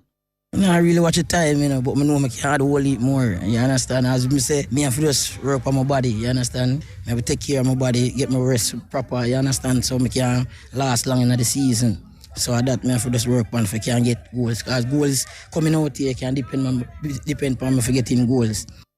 As the Jamaica Reggae boys gear up for their second match in the ongoing FIFA World Cup qualification, the veteran Reid believes he could add to the team's goal-scoring department. What I have been planning now, I still want to call up at the Jamaica team. Yeah, because it coming to World Cup, you understand? You're going to need experience, you're going to need a goal scorer. Yeah, but I have to continue work, as I say, you understand? Fabian Reid. Now, Manchester City and the English Premier League have reached a settlement in their dispute over the rules that govern commercial deals. City have accepted the rules governing the associated parties transaction are valid and binding, with both parties agreeing to terminate legal proceedings. The club had mounted a legal challenge against the Premier League, claiming new rules were unlawful. A joint statement said neither the Premier League nor the club will be making any further comment about the matter. City are also awaiting the outcome of a landmark disciplinary hearing after being charged by the Premier League with more than 100 alleged breaches of financial rules for which the club denied wrongdoing. Jamaica's 5-member gymnastics team delivered a sensational performance at the Central American Caribbean Gymnastics Championships over the weekend, walking away with an impressive 19-medal haul in Honduras. The small but mighty team secured 10 gold, 8 silver and 1 bronze, proudly flying the Jamaican flag on the international stage. Earlier in the competition, Jabri Grant and Sela Price got things off to a strong start by claiming 5 medals between them. But the spotlight shifted over the weekend as Dujane Garwood, Lila Bell and Emilia Sharp added a staggering 14 more medals, showcasing Jamaica's growing talent in artistic gymnastics. 11-year-old Garwood showed exceptional form, dominating her category with 2 golds, 2 silver, and the coveted all-round gold. I I'm very excited and happy of how I did at that competition. I topped 3 golds and 2 silvers, winning first overall, and I am very happy with how I did on bars, especially since it was my favorite event. Bell was equally outstanding, finishing with 3 golds, 1 silver, and the highest all-around score among the Jamaicans. Our first event was beam. I was very nervous but kind of excited, and we did well. My favorite event was vault because it was very exciting and it's also one of my favorite events. It was an honor to represent Jamaica. I came first all around and got the highest score of level 4. Now competing at one of the most advanced levels, Sharp battled tough opposition and held her own with a total of 4 silver medals and a bronze. My favorite part about the meet was being able to interact with the other girls from the other countries, athlete to athlete. That was one of my highlights of this trip. And my favorite part of the competition was performing on the bars. I felt the best on the bars. And I'm just very happy that I got this experience to be here. Emilia Sharp. Team sensations Kiera White and Joya Lamb were among the standout performers at the Jamaica Table Tennis Association Championships, which wrapped up at the National Indoor Sports Centre on Sunday after 4 days of intense competition. White delivered a dominant performance across multiple categories, securing titles in the under-19 girls, women's singles, and women's rural singles. She also played a key role in her team's victory in the women's doubles event, capping off a remarkable campaign. Meanwhile, Lamb made his mark on the men's side of the tournament, claiming the prestigious men's singles title. He also partnered with Jaden Ebanks to win the under-19 boys doubles, showcasing his versatility and potential as one of the country's top emerging talents. Tournament organizer Dale Parham had high praises for both players. So him work hard and him train hard, and now he's on top. It's a rags to riches kind of story for Joel. Basically came out of nowhere. He was never one of the top under 15 players or the top under 19 players. So it was kind of a surprising win in the eyes of many. Kiera White, she probably win almost everything that she played in. She was one of the outstanding performers of the tournament. Another notable player was Gianni Lewis. She got silver in the mixed doubles and bronze in the women's singles. The annual championships serve as a critical platform for scouting national team prospects and building momentum ahead of upcoming regional and international competitions. To get ranking points, and it's a part of the requirement to be selected for the national squad or a national trials itself. This is a major part of the process in terms of trying to select players to become a part of the national team setup. Dale Parham. The president of Jamaica Basketball Association, Paulton Gordon, explained that the presence of former NBA champion Jamal Murray in Western Jamaica over the weekend was impactful to the future local players.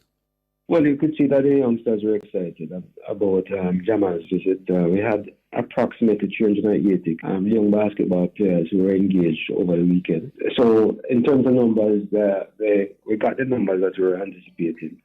Jamal and his group and our local coaches carried them through their paces and before their fundamentals of basketball and sharpening and honing their skills. But the main takeaway I got from the camp was his pep talk to them, kind of guiding them as to what to expect at the next level.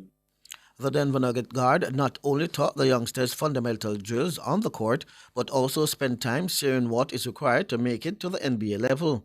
According to Gordon, based on the feedback from the participants, they enjoyed every minute of the development program. So the pep talk after each day, in terms of how he related to the youngsters, you could see the excitement in their faces and the questions they asked. So my takeaway from the camp was that was, to my mind, the highlight and the high point. Paulton Gordon. This is Nationwide's World Championships Countdown. As the countdown to the World Athletics Championships Tokyo 25 continues, Jamaican sprint superstar Usain Bolt has been announced as the ultimate legend, as excitement continues to build ahead of the first edition of the World Athletics Ultimate Championships in Budapest.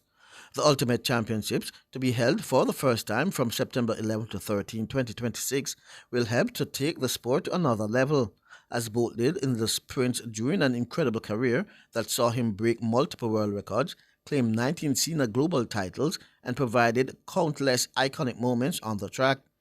In his role as the one and only Ultimate Legend, Bolt will collaborate with World Athletics in the promoting of the new global season-ending championships that will see the world's top-ranked track and field athletes compete head-to-head to decide who is truly the best on the planet.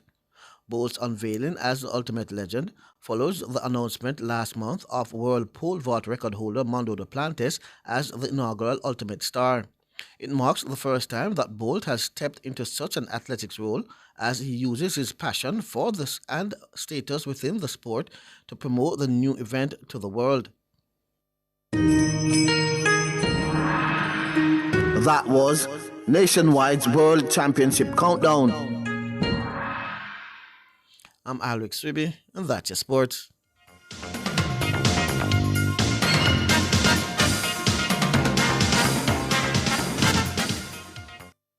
For all your scales and food processing equipment, call Advanced Scales and Equipment Limited at 876-968-9612-5. The time by Advanced Scales and Equipment Limited is 6:21. In Jamaica, your rights are protected by our Constitution. From the right to education to freedom of expression, every citizen deserves respect and dignity. But remember, with rights come responsibilities. Let's uplift and respect each other and stand against injustice. Together, we can make Jamaica a better place for ourselves and future generations. Know your rights. Embrace your responsibilities. This message was brought to you by the Ministry of Legal and Constitutional Affairs.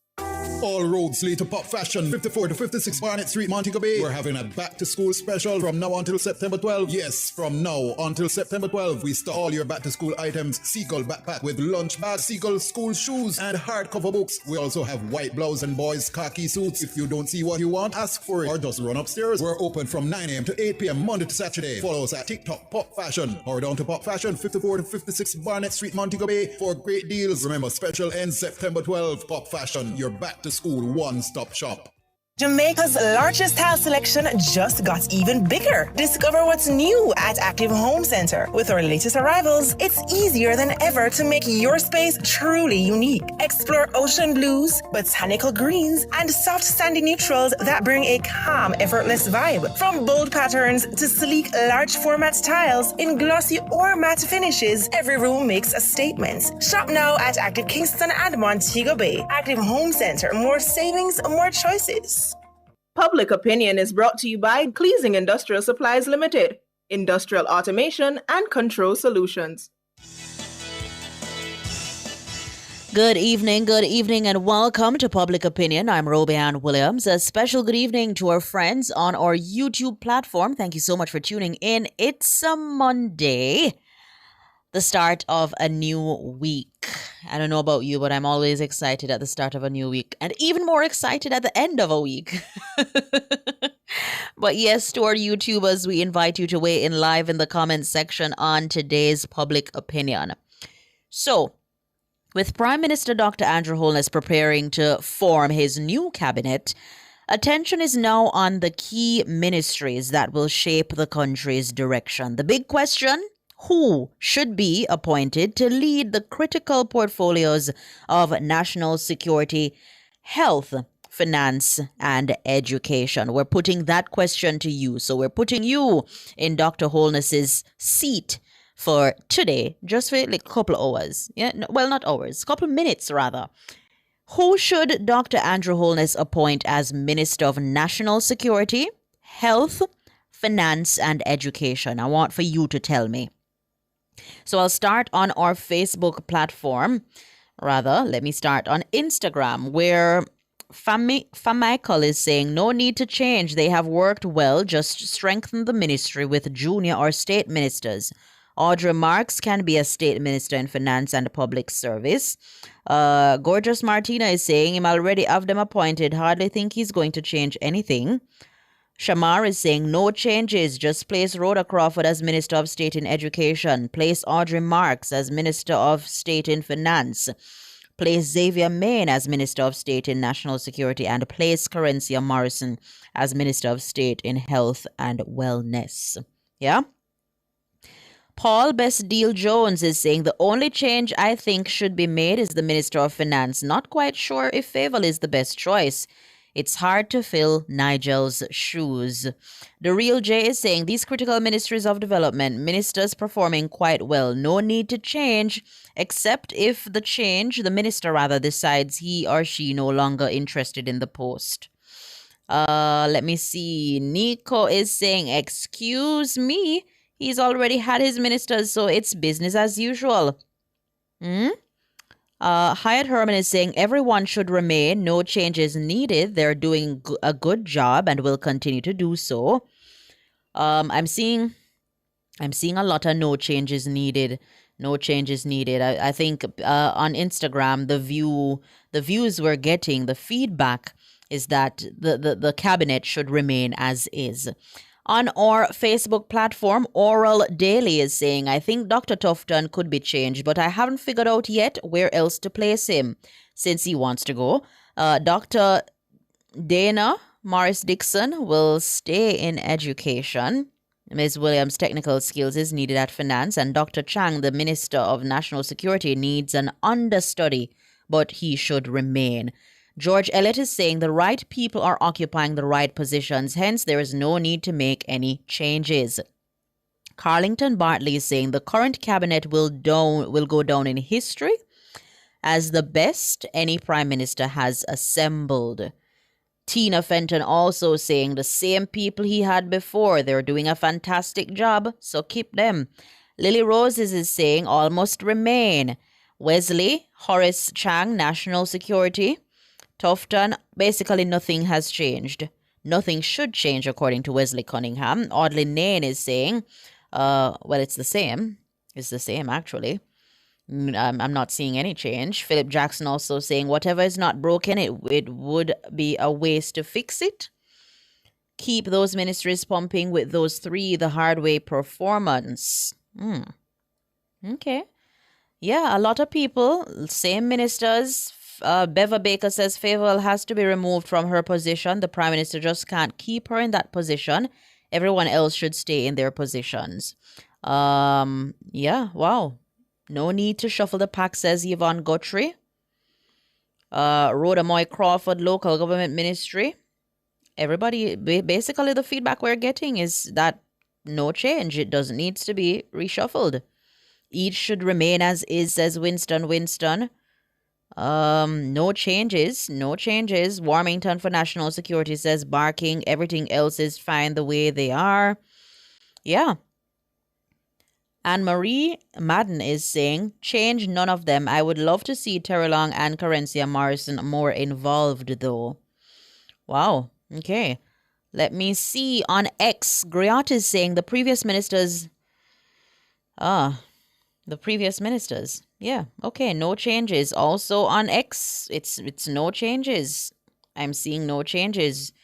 Miss Sylvie saying, I don't really care. My only wish is that Mrs. Holness gets a ministry on behalf of empowered women everywhere. Women who understand the concept of the triple burden will get it. Audrey Marks for finance. All the others remain as is, says Eva Coleman. Yeah, no changes. All the comments, seemingly no changes. Minister of Health needs to go, says TJ. No changes. All right, wow. Let me see what's happening on YouTube. How are our YouTubers feeling? Who should Dr.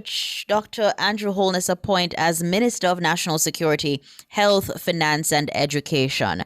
Sue22 says Auntie Faye is good. She's quiet, but knows her stuff. Michael Clark is saying Tufton Favour should stay. No changes. YRD is saying Favour is a good finance minister. She knows her numbers.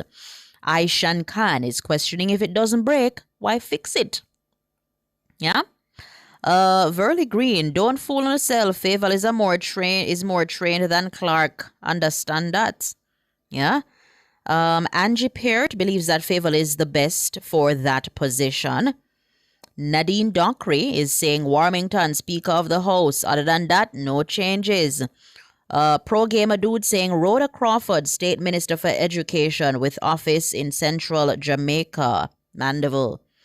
Dale Hay believes there should be no changes. They're doing an excellent job, says Dale. Let me see if I can get in some more. Michael Clark says no change. Donna Llewellyn says one Favour. Jerry Lewis believes Warmington should go back to works. Wilbert Davis is saying keep the current ministers. No changes coming from Preacher Cardis.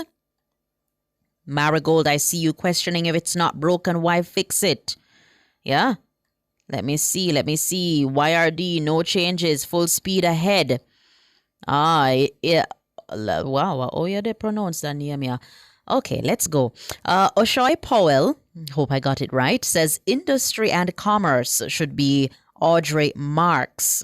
Yeah. Killian Henry, the only change necessary is for PM to accept his raise of pay and cut the pay of the leader of opposition. Here I know, gone off a track now, Killian, because, and that type public opinion. But I get you, I hear you. Nats Hutchinson is questioning, is what Anti-Favour do to Uno? Leave her alone. Yeah, Nats on the defense there for the Minister of Finance. Father Perry said, move Tufton from Health Ministry. Bless Child says, I need to see a little shirt. Miss Babsy need to go home now, make space for a younger person, as she's 80. She has done well. Okay, all right. Maureen McKenzie says no changes. Edgar Gordon believes Terry Long should be in the Ministry of Foreign Affairs. He was State Minister in the Ministry of Foreign Affairs, Edgar Gordon. Donovan Combry is saying, I would definitely move Christophe to Finance. Wow, security remains, he says. Smokey Blacks is saying no changes needed at this time. Chris Davis is saying Dr. Chang should remain. I'm yet to see anybody who says Dr. Chang should be shuffled out. Jackie said Tufton not go nowhere. Yeah, Tufton not going anywhere. No changes for Debbie Ann Ford. Let me see. All up. No changes, says Sharon Bless. Warmington, Speaker of the House, Morris Thomas. Maybe, just maybe the Prime Minister may take your advice. Yeah, just saying. Albert Lewis is saying no changes at this time. Let everyone settle down. Then in next year, maybe. Favour is extremely competent. People believe she's not outspoken enough. Maybe, just maybe, Prime Minister is listening and the Prime Minister is saying, all right, I never think about that, so I can make that change there. Who knows? David Nabar says no changes. Audrey Marks for Finance, says Benbow. Errol Morris said, if I leave Favour alone, yeah? And Delroy Walker said, Anti-Favour do well. Yeah. Blessed Child says Rhoda Newby, Terry Long, Tova must be included in the cabinet. That's a lot of inclusion. But let us see. Owen says Babsy will go in due time. Don't push her. She don't need no push. Definitely get rid of Favour and Babsy, says Father Perry. Yeah. View says if Warmiton speaker every day I go festival and colourful. At that time people would have tuned into Parliament every 2 o'clock. Ponder that, people ready and waiting. Festive indeed. Cheryl says Antife should stay where she is but take some seminars in public speaking. Who knows? Antife might very well take your advice. Chuck must be replaced, says Strong Link. You want to shuffle out Chuck from the Ministry of Justice, Strong Link? Warmington for Speaker of the House. All right, I'm convinced now. Okay, I'm seeing it. I'm picturing it. And I'm seeing it. I'm seeing it, guys. Let's see. Audrey Marks as State Minister of Finance says Pro Gamer Dude. Sharon says Favour no need no help. Favour don't need no help. Reggaematic is saying that's too profession and too public position. No change, no gain. Favour has everything under control, says Orville. All right, guys, thank you so much for participating. Who knows? Prime Minister Holness might very well be listening and may take your advice. Yeah? The Business Report is up next.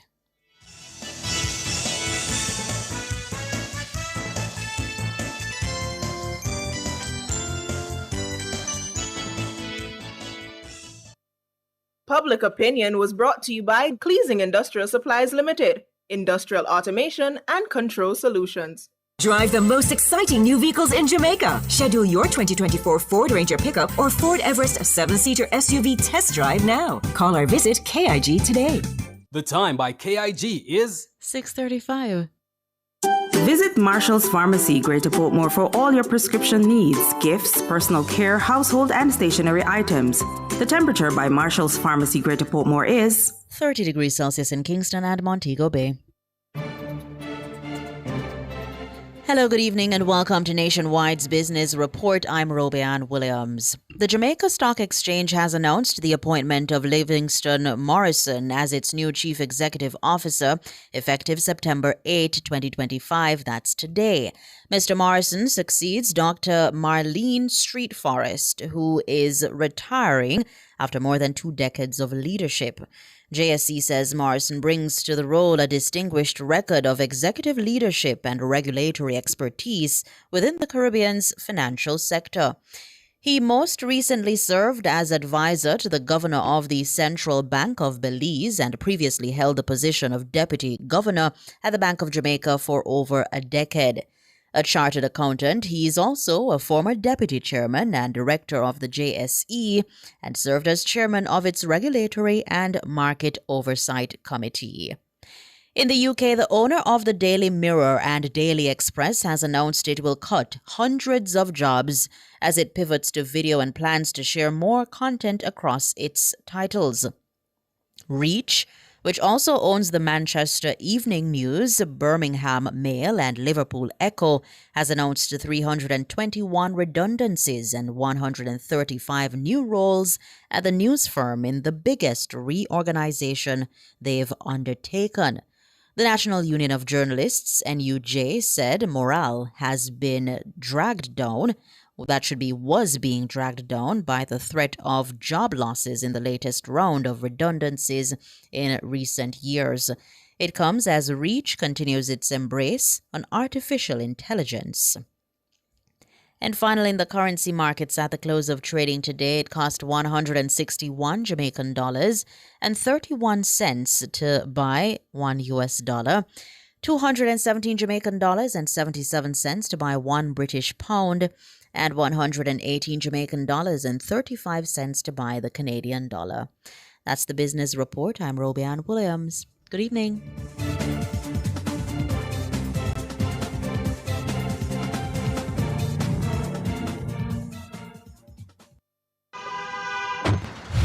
Want to save money and still protect your engine? Get Chevron Supreme Sin Blend Motor Oil, the blue bottle with a silver stripe. Now upgraded to synthetic blend, so your engine runs cleaner, longer, and stronger. Now available island-wide at service stations and leading auto parts stores. Ask for Chevron Motor Oil, your favorite blue bottle with a silver stripe. That's Chevron Sin Blend, your engine good friend. If a hurricane mash up your house tomorrow, would your insurance fully cover it? Many Jamaicans are underinsured and don't even know it. One hurricane, and they could be paying millions out of pocket. BCIC's free property valuation tool is here to help everyone update their home's rebuilding cost. Plus, when you update your sum insured with BCIC, you'll get $5 million in free contents insurance and up to 12 months to pay. Visit bciconline.com. Multi-link, access every time, everywhere I go. Multi-link, 24/7 access for me. It's just a win-win when we use Multi-link. This card is Jamaican built, yeah. Fast and secure, you can use anywhere. Spend while supporting the economy. Look for the Multi-link logo on your card and benefit from Jamaica's largest debit payment network. Multi-link, 24/7 access for me. What would I do without my Multi-link? track and field's global showpiece heads back to Asia for its 2025 staging. The World Athletics Championships from Tokyo, Japan is live on Nationwide 90 FM. September 13 to 21. Great start from Seville, who's got a little bit of a march on. No Lyles. Seville's going to win this. Brilliant race. He even has time to salute. How will the Jamaicans stack up? The likes of Kishane, Oblique, Nikisha, Tina, Sherika, and Lavelle all seeking podium spots. Really good running on the near side too from Tia Clayton. Tia Clayton takes it there. And the world will say goodbye to Shelly-Ann Fraser-Pryce. Watch for Shelly-Ann Fraser-Pryce. She brings the curtain down on her 18-year career. She goes back to where it all started. And she's going to do it. Shelly-Ann Fraser-Pryce. Live every moment from the World Athletics Championships from Tokyo, Japan, September 13 to 21 live with a kind of coverage only Nationwide 90 FM provides.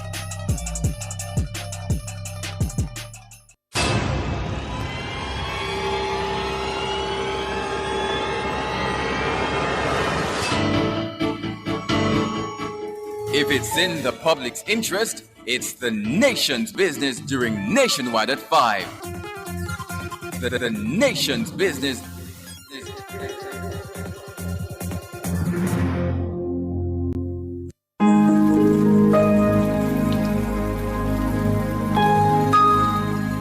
Hi there. Here's some good news for these trying times. Quote, "By God's word, I can see where I'm going. They throw a beam of light on my dark path." Unquote. Psalm 119, verse 105. Listen for God's word weekdays at 5:45 a.m. and 12:55 p.m. through Oasis. Stop by for a refreshing drink and share a God perspective for the day. Oasis. Weekdays 5:45 a.m. and 12:55 p.m. right here on Nationwide, a revolution in media. The rebroadcast of the Oasis can be heard weekdays at 5:45 a.m. As we grow older, there are many challenges that we have to confront, but these years can represent the best in our lives. Coming of Age during Nationwide This Morning on Thursdays explores issues persons 50 and over confront. It also provides expert opinions on how we can improve the quality of our lives as we get older. That's Coming of Age, this and every Thursday during Nationwide This Morning at 6:51 a.m. Do you have a consumer-related issue? Want to learn more about matters concerning you as a consumer?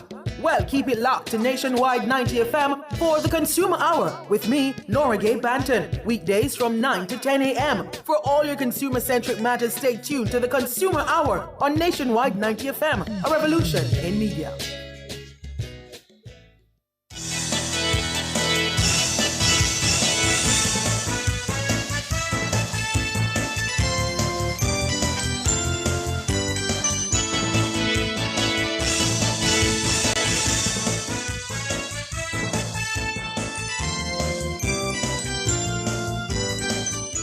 Good evening, good evening. Thank you so much for staying with us here on Nationwide at 5. It's time for it's the nation's business, actually. Yes, it's the nation's business. I'm Ricardo Brooks. He's Cliff Hughes, and the administration of St. Andrew High School for Girls is coming under fire online for a policy banning the wearing of edges on the school campus.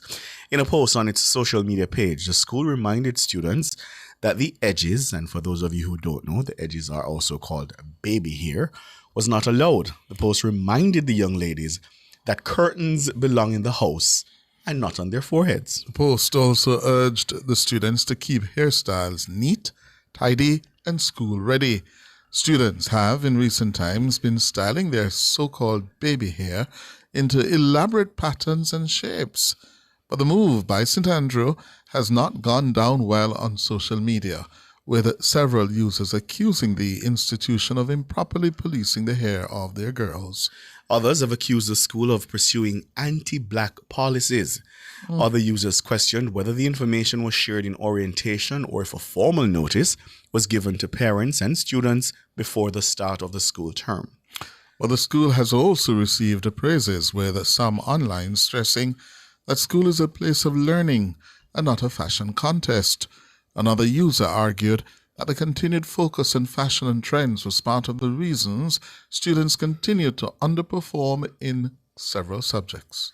And we should tell you, listeners, that this has now gone international with the American gossip page, the Shade Room, picking it up, yes, and posting it online. And in about an hour, more than 44,000 people internationally have been weighing in, and they're saying edges now suddenly are not appropriate. Of course, they are African-American girls. They do a lot of that edging business, yeah? Joining us now, St. Andrew High's principal, Kiva Ingram. Good evening. Good evening. How are you? Today, I am very good. Today was our first full day of school. I did see that Nationwide was calling. It was too busy to even take a message. I didn't know it would have made the news, and somebody called to say that you're on the news. I said, I hope they're talking about our 100th anniversary this year. We celebrate 100 years this year. They said, no, they're talking about edges. So on your 100th anniversary, you're banning edges and baby hair? And come on now, let's be practical. St. Andrew's not unique with this, by the way. We're not the only girls' school out there that has done it. I heard Minister Dixon earlier speaking about her daughters that attend another school, and they have done it. And let's just be clear on this now. I had a conversation with my girls when this style came out. This is last academic year. And we said, ladies, it's a new thing. Are we going to have a problem with it? They said, no, Mitch. Well, you know, it goes with young people. I have girls moving from one class to the next, stopping in the bathroom to fix edges. Oh? Oh, yes. Parents are telling me that it takes them 30, 40 minutes in the morning to get ready for school because they're doing edges. Listen, my focus is on my girls' full, wholesome education, their physical, mental, spiritual, and social well-being.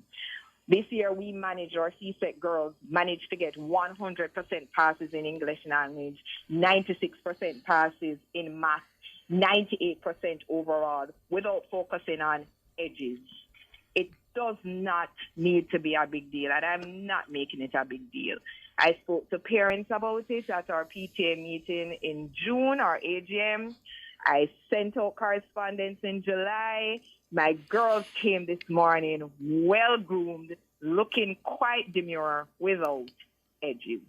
So it's not a big deal for us. As a matter of fact, St. Andrew must be one of the few girls' schools, soul girls' schools, that has embraced their natural hair in its natural state for many years. Long before locks was a thing, we were allowing our girls to wear locks. And whether or not they were Rastafarian, yes or no, the girls wear their hair in an afro to school, twists.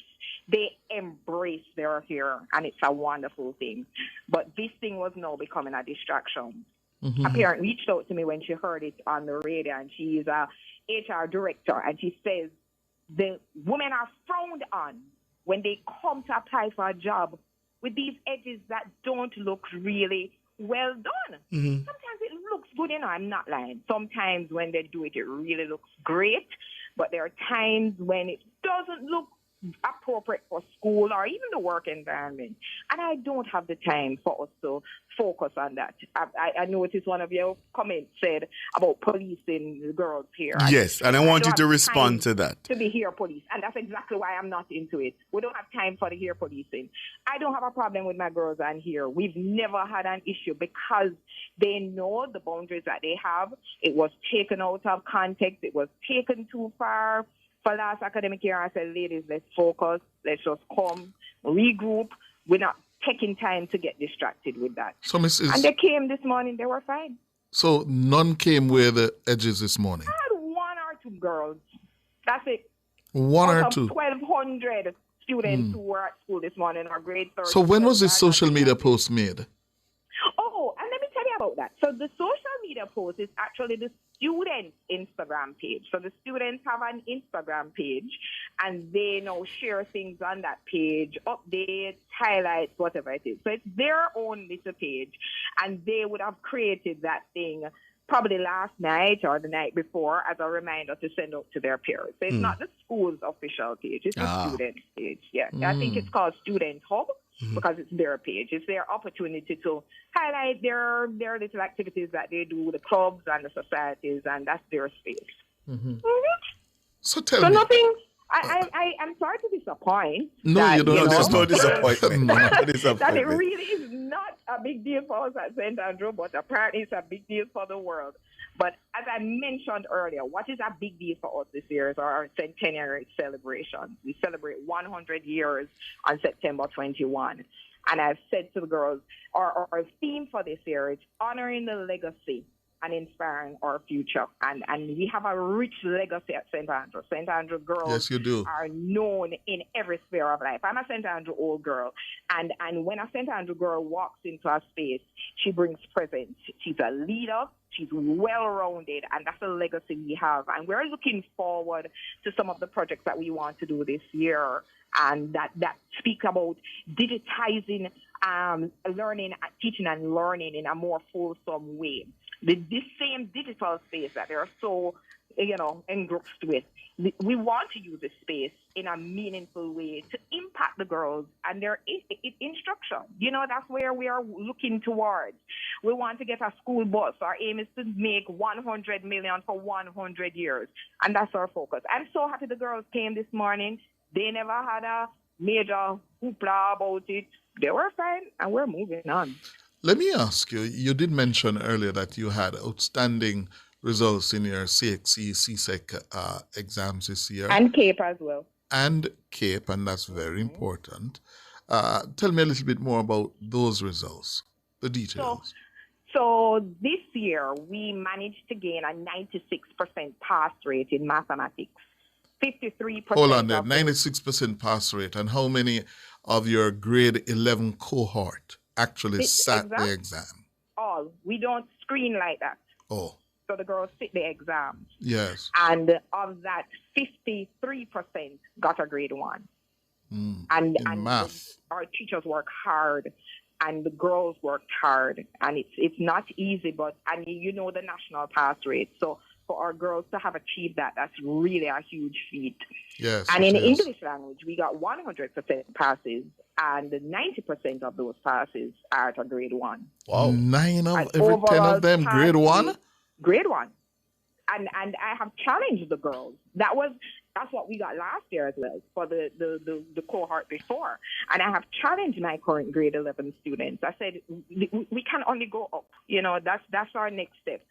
When we are able to achieve 100% pass rates with 100% ones, 100% straight A profiles, then we can relax. But until then, excellence, that's a moving target. We have work to do. We have work to do. And it's a lot of work. It really is. The teachers work hard. My teachers really work hard and help to support the girls. And it's a whole team effort. If you come onto St. Andrew's campus or campus at school, the grounds are well kept.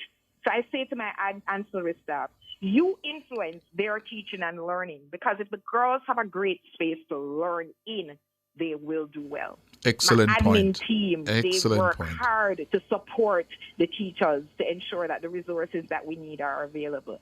So it really is a team effort. But the girls they really made me proud. I'm really proud of them, proud of my staff, proud of my team. And it's such a great way to kick off our centenary celebration. Before you go to the centenary, what about your parents? Oh, come on now. Listen now. St. Andrew has a PTA that is above extraordinary. We have an office dedicated to our PTA. Our PTA has an office with a full-time staff member.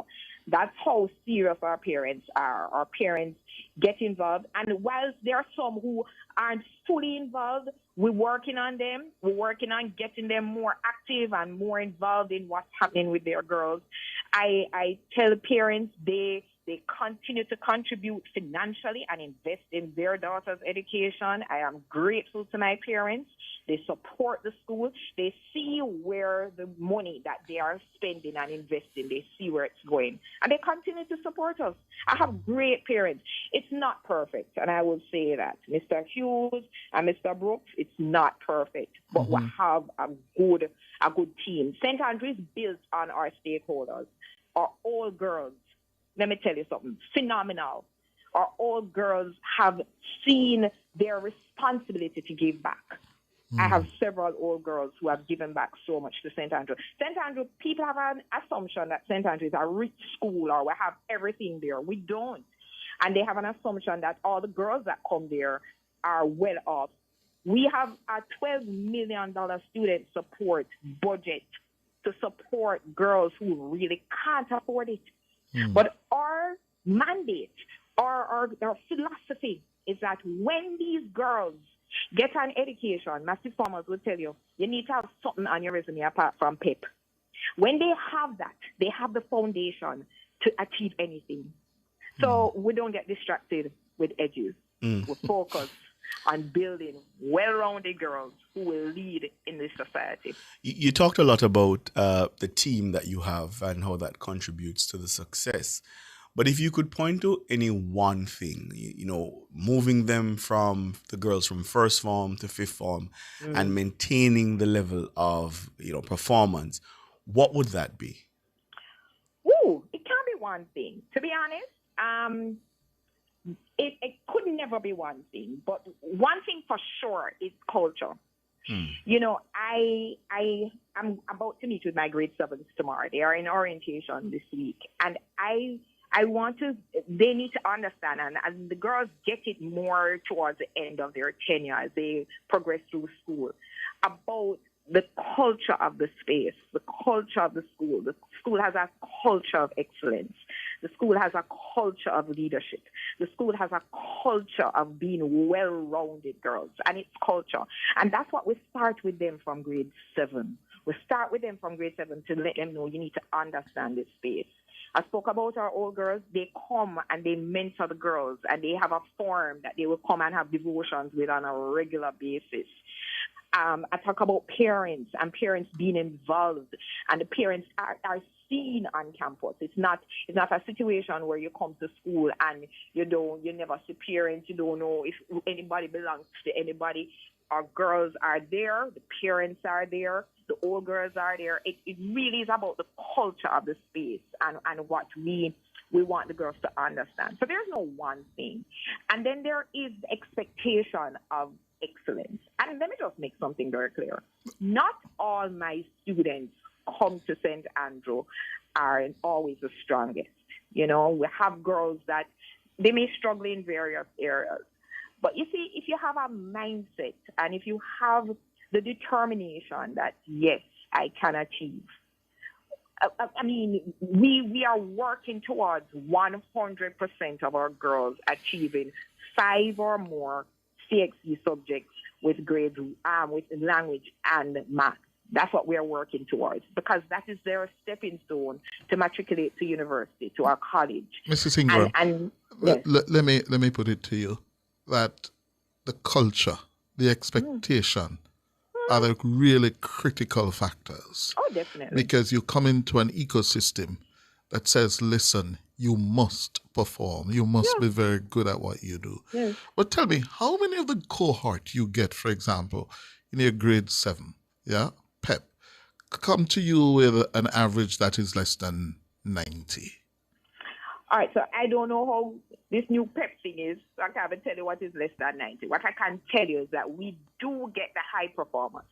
So the students we get, most of them would have achieved the highly proficient in at least 2 of the 4 areas, minimum. So we do get the top students. There's no doubt about that. So you don't have to struggle with remedial lessons and learning? No, not at all.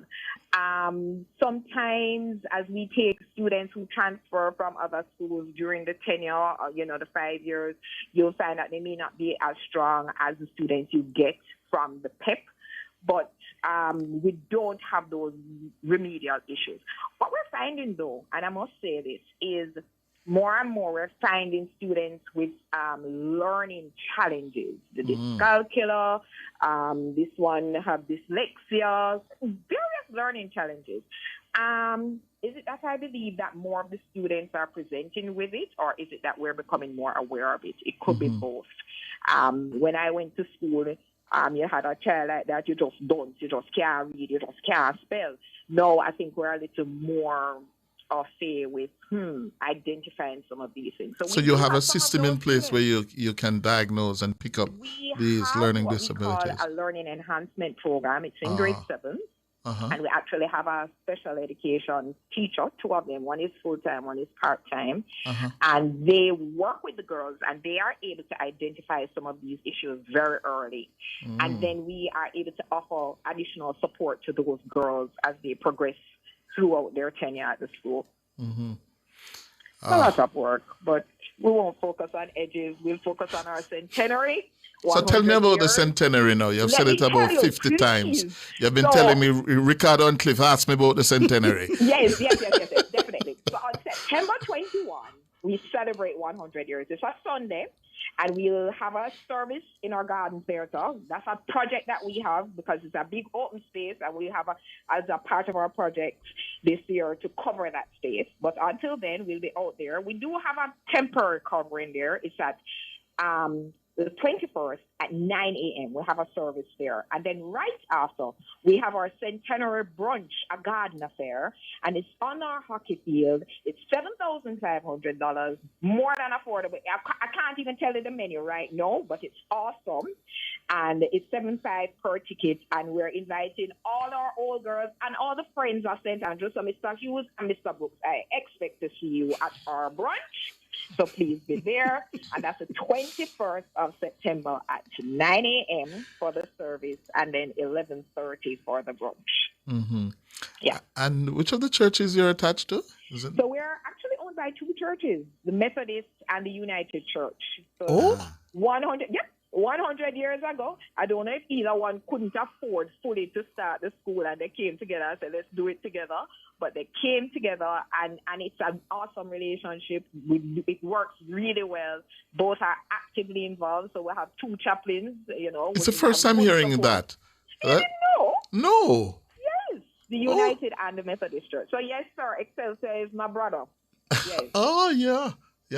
Proud of that. Yeah, Okay. man. Oh. So we're excited about that. So we're Good. looking forward to the year of celebrations. Oh. Is there any other school where the 2 churches in the ownership? Actually, I'm not sure. I don't know. It may be unique in that regard. Well, very much so. Very much so. Most of the church schools are owned by one denomination in particular. Yeah. But here we are. Good. And life more abundant. Life more abundant. Life to the fullest. That's the motto. Yes. And that's what we promote for our girls. Okay. All right. No edges, but celebrating 100 years. Yes. No, we'll be celebrating 100 years without the edges. Kiva Ingram is the principal of St. Andrew High School for Girls. Thank you so much for your time. We really appreciate it. And all the best with the celebrations. All right. Thank you very much. Take care, Kiva. There's a certain buzz to her. Yes. Energy. Yes. And that's important. Yeah. That's important. Yeah. We're going to take a break. Come back with more.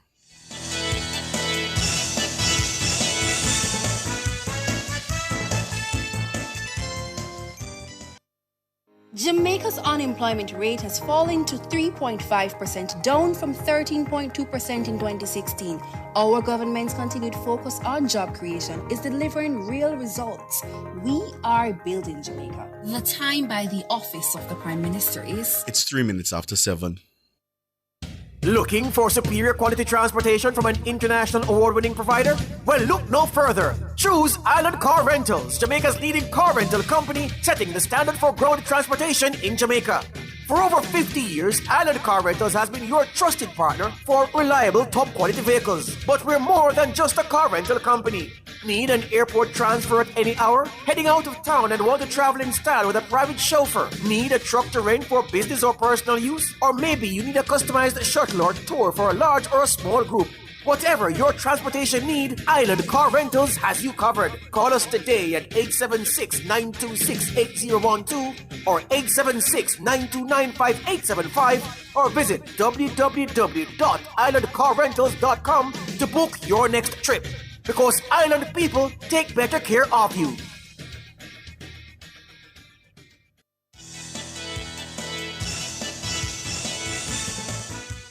Thank you so much for staying with us here on Nationwide at 5. We're turning our attention now to the Rural School Bus Program, the rollout today.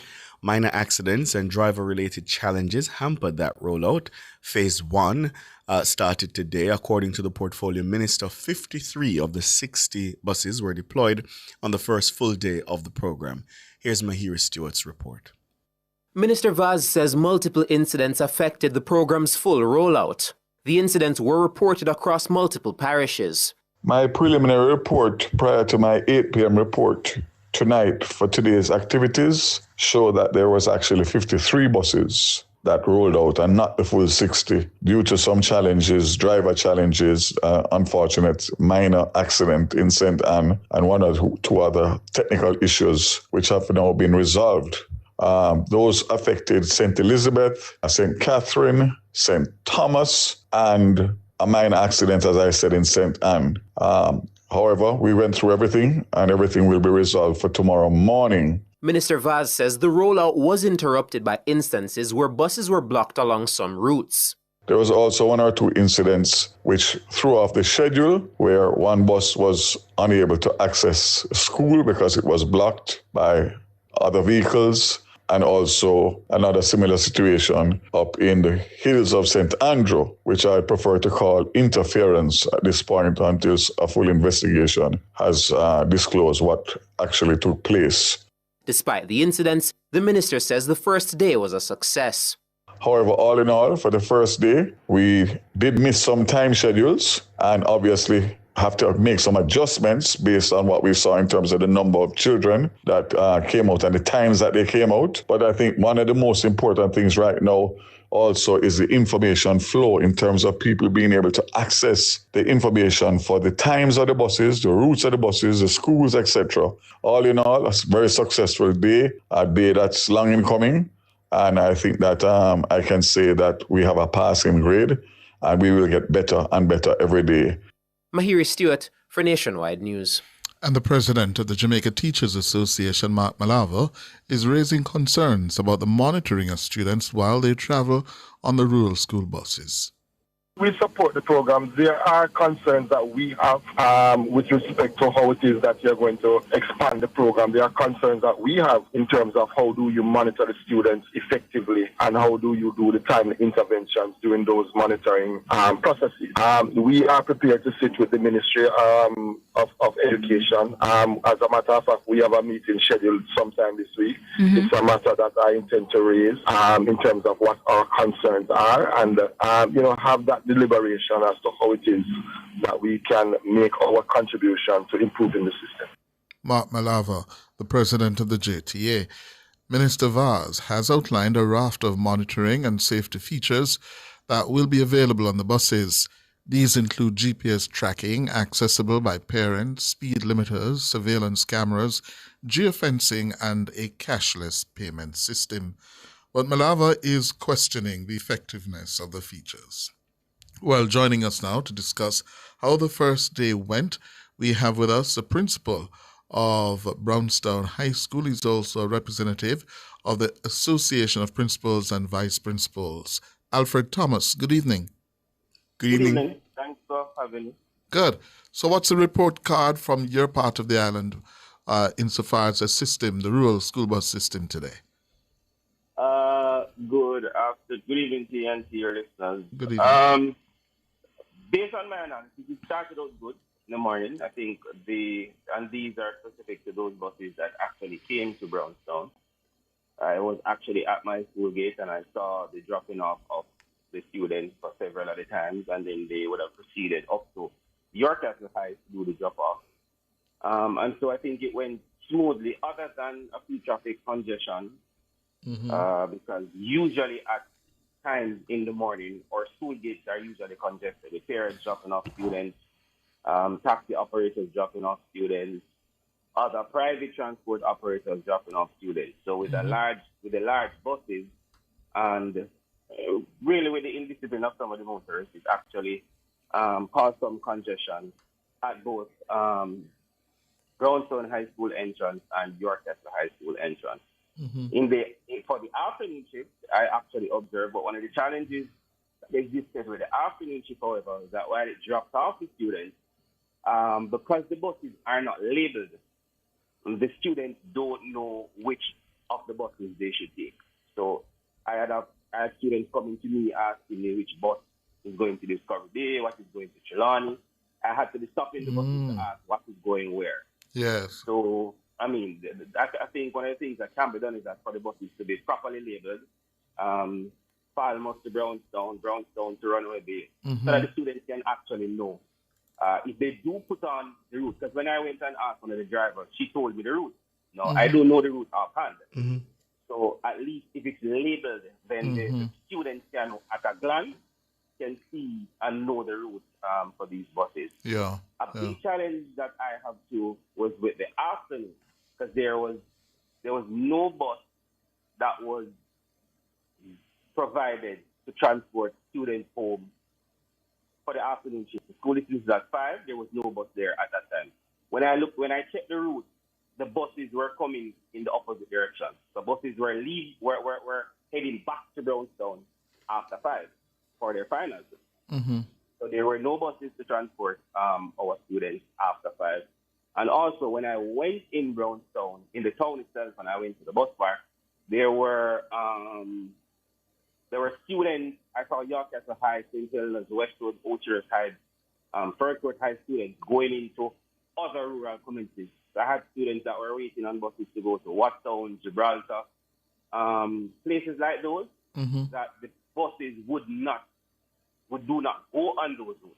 So in a sense, those students would not be served by the buses. So I think so they would have had to resort to the old traditional buses, yes, or either taxis or minibuses. Okay. Because I actually saw a few buses coming, and there was a mad rush with the adults and the students getting in those buses. And were you... So all in all, I think it's a. I mean, first they're teething thing. Some of those issues that we saw can be corrected through consultation with us as principals. We can assist them with actual timing. I actually saw one of the buses stopping at my gate and was waiting for about 10 minutes at 3:30. So at 3:30, my afternoon shift students are in classes. So there will be no students from my school to transport at that time. Okay. So I think it's logistics, to work out the logistics with us as principals in a different local, so we can proper advise the schedule. I also got called from parents in Clarkstown this morning that the bus drove past them. I think one of the buses from Falmouth drove past them in Clarkstown this morning. So there was also a concern as to where are the pickup points. So for Brownstone is that you pick up the students. So the buses dropped off the students at the gate in the morning. But for the pickup, we were told that the buses were at the Brownstone bus park. So that those logistics, but as I said, teething pain, logistic issues that need to be worked out. Mr. Thomas, Mr. Thomas, just a moment, because we have the minister with us. Minister Vaz? Afternoon, Clifford. Good evening.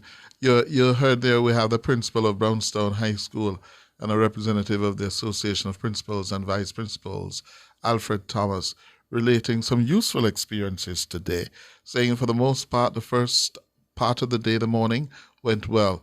But they also discovered some issues later in the day, one of which, the labeling of the buses, the routes that they're going to be traveling. He had students asking him which of the buses will be going to whatever place because of the lack of labeling. So the labeling actually should be completed, hopefully by tomorrow. Most of them went out to the various parishes today. That was one of the things that I noticed this morning when I went out. Secondly, the issue of the logistics is the Ministry of Education is who we are asking to coordinate with the stakeholders and the consultations as it relates to the issues that would have been expressed by the principal and the I didn't hear all of it, but I heard the last part of it. And they are genuine concerns and they are genuine issues. So we take it on board and we hope that we'll be able to, in the first week or by the end of the first week, be able to fine tune and tweak.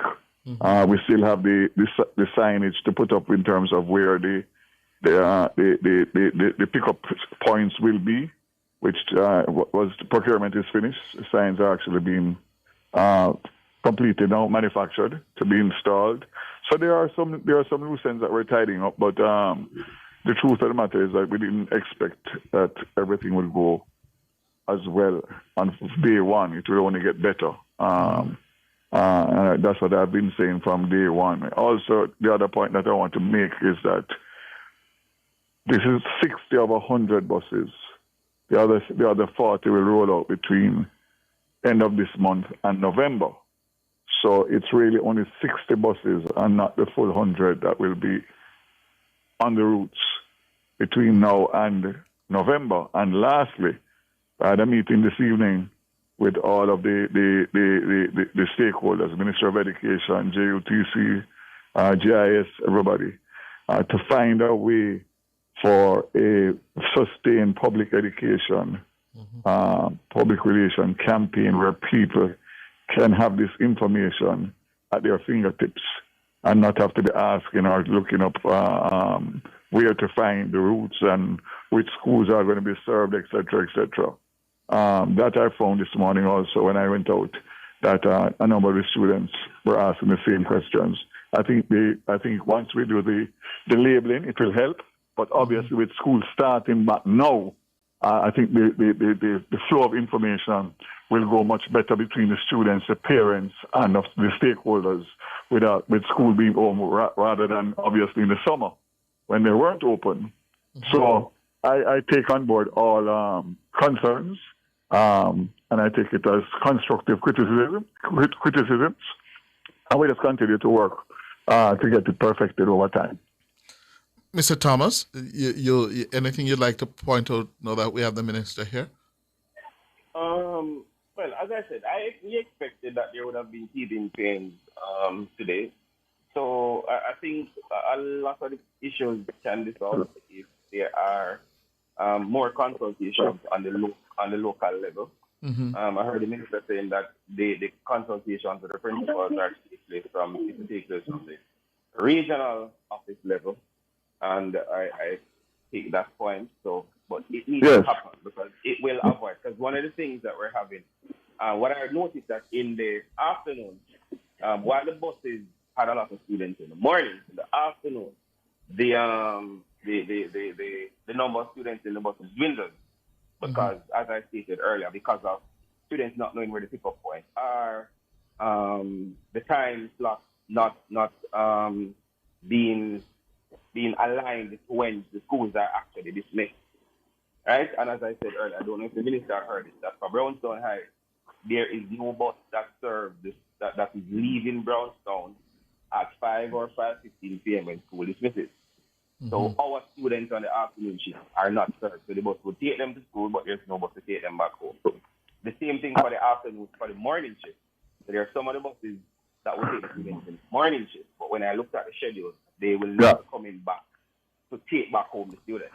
Yeah. Well, as I said before, the Mr. Troop, Director of Safety and Security for Ministry of Education and the regional offices are going to have to deal with that in terms of how they adjust the schedules, which have to be done. But that, as I said, that won't be perfected in a day or two. That will take some time to get it perfected, and we will be able to get it. But the feedback is good, and it should come through the regional offices, and then that comes through to JUTC. And we will do what is requested by the Ministry of Education through the schools and the regions. We were all shocked when we heard, because I heard it when I went online. I heard the minister's interview, and I heard him earlier when it was being replayed about an incident, a blockage taking place at York Castle. Those persons who know that route, the road is very narrow. So even if there's a bus and a car, they're going to have challenges. So I can understand 2 buses passing, right? So when I did my investigation today, because I heard the information. So I went and I did my investigation. I was told that there was a line of buses, because usually in the morning, anywhere between 7:30 to about 8 o'clock, there's usually a throng of buses that pass, that would drop off students at St. Hilda's High, then go up the road and do the same thing at Yorkshire High. So sometimes you find 4 or 5 buses in a line coming down that road. Now, there's no way that the school bus along with those buses would be able to pass. Based on what I heard was that the bus wanted to go up to turn, and the bus operators told him that they cannot pass, and actually assisted the bus in reversing and turning at Yorkshire High School gate. So, based on my investigation, it was not a deliberate blockage, but there was no way the 2 buses could pass there. Happy to hear that. Happy to hear that. Yes. Again, okay, Minister. All right, good. Logistic issues being sorted out. Mm-hmm. Okay. Thank you very much, Mr. Thomas. No problem. Thank you. Enjoy the rest of the evening. Good. And the Minister had to run for another interview. I was hoping to talk a little bit of politics with him before he had to go. I'm sure he would have some insights as to what happened in East Portland. But alas. Next time. Yeah. We're going to take the break, and then we're going to go to France, where the government of Emmanuel Macron is in turmoil.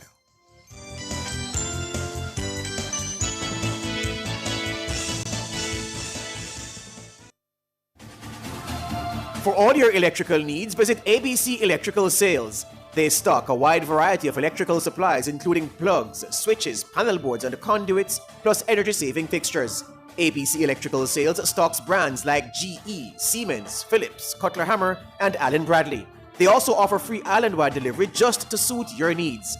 Visit them at Shop 8, Hagley Park Plaza, Kingston 10, or call 876-754-3714-5 or 876-754-3825-8. ABC Electrical Sales, for a better choice in the electrical business.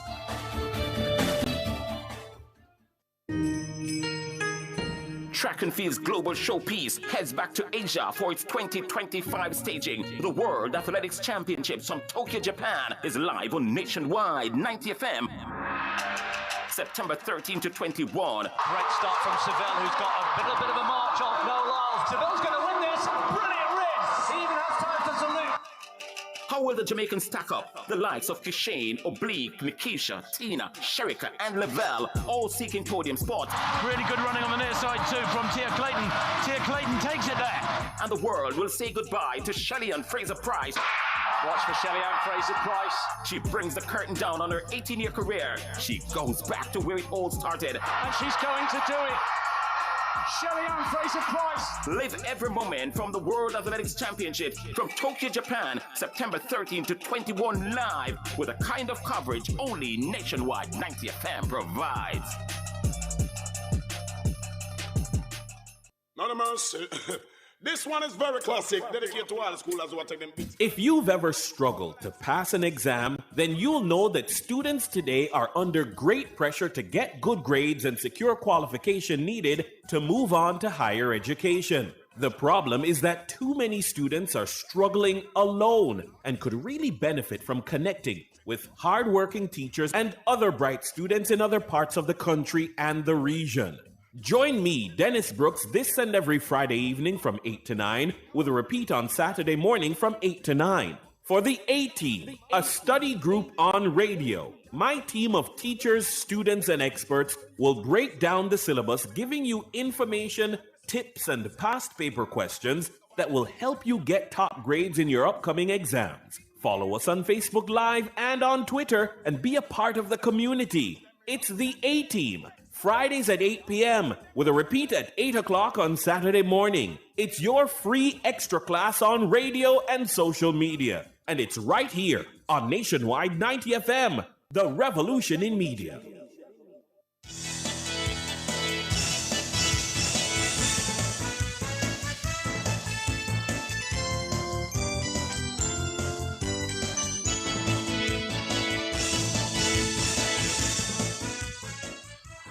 France has been plunged into a new political crisis with the defeat of Prime Minister François Bayrou at a confidence vote in the National Assembly. Bayrou was defeated by 364 votes to 194. It means he will present his government's resignation tomorrow to the President Emmanuel Macron, who must now decide how to replace him. Macron's office said this would happen in the coming days. The options include naming a new prime minister from the centre-right, finding a name compatible with the Socialist Party, and dissolving parliament so new elections are held. France is now on its way to getting its fifth prime minister in less than 2 years. We have more in this report from the BBC. Alex, we are going to take the results live. Let's take a listen. 194 against 354. The National Assembly has not approved. 194 for, 264 against. The Prime Minister must now tender his resignation to the President.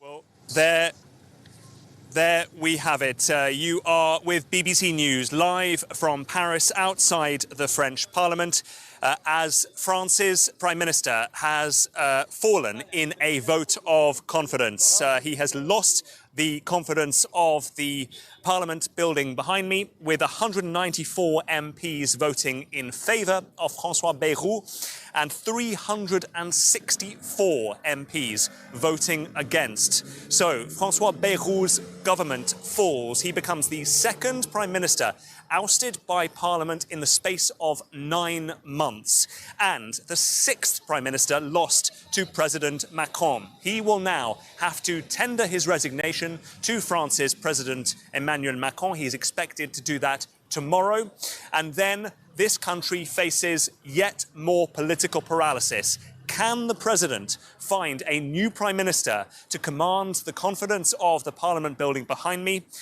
Does he dissolve Parliament, leading to snap elections? Or what other path is open to him? This country, the second largest power in the European Union, plunged back into political paralysis at the worst possible time, with wars raging on Europe's borders, with the Trump administration in the White House upending the transatlantic international order, and France now looking increasingly rudderless. So just a reminder, 194 MPs have voted against François Bayrou's government inside Parliament. 364 MPs have voted against it. So François Bayrou's government falls, ousted by a confidence vote. Let me bring in Alexandre Kouchner, a journalist and political analyst here in Paris, who has been with us unpacking this story. Alexandre, this was expected, wasn't it? But it is a very, very big defeat for François Bayrou. Yeah, the defeat was expected. The numbers are surprising. It means that even from within the central coalition, probably from the Conservatives, Les Républicains, some MPs voted against François Bayrou. This means that within the presidential coalition, the so-called Bloc commun, there are already clear cracks and clear divides, which sort of muddies the water even more. You know, who can you now trust? Because even from within this own coalition, he didn't have all the votes. Now, is this a surprise? No. Does it bring any solution? No.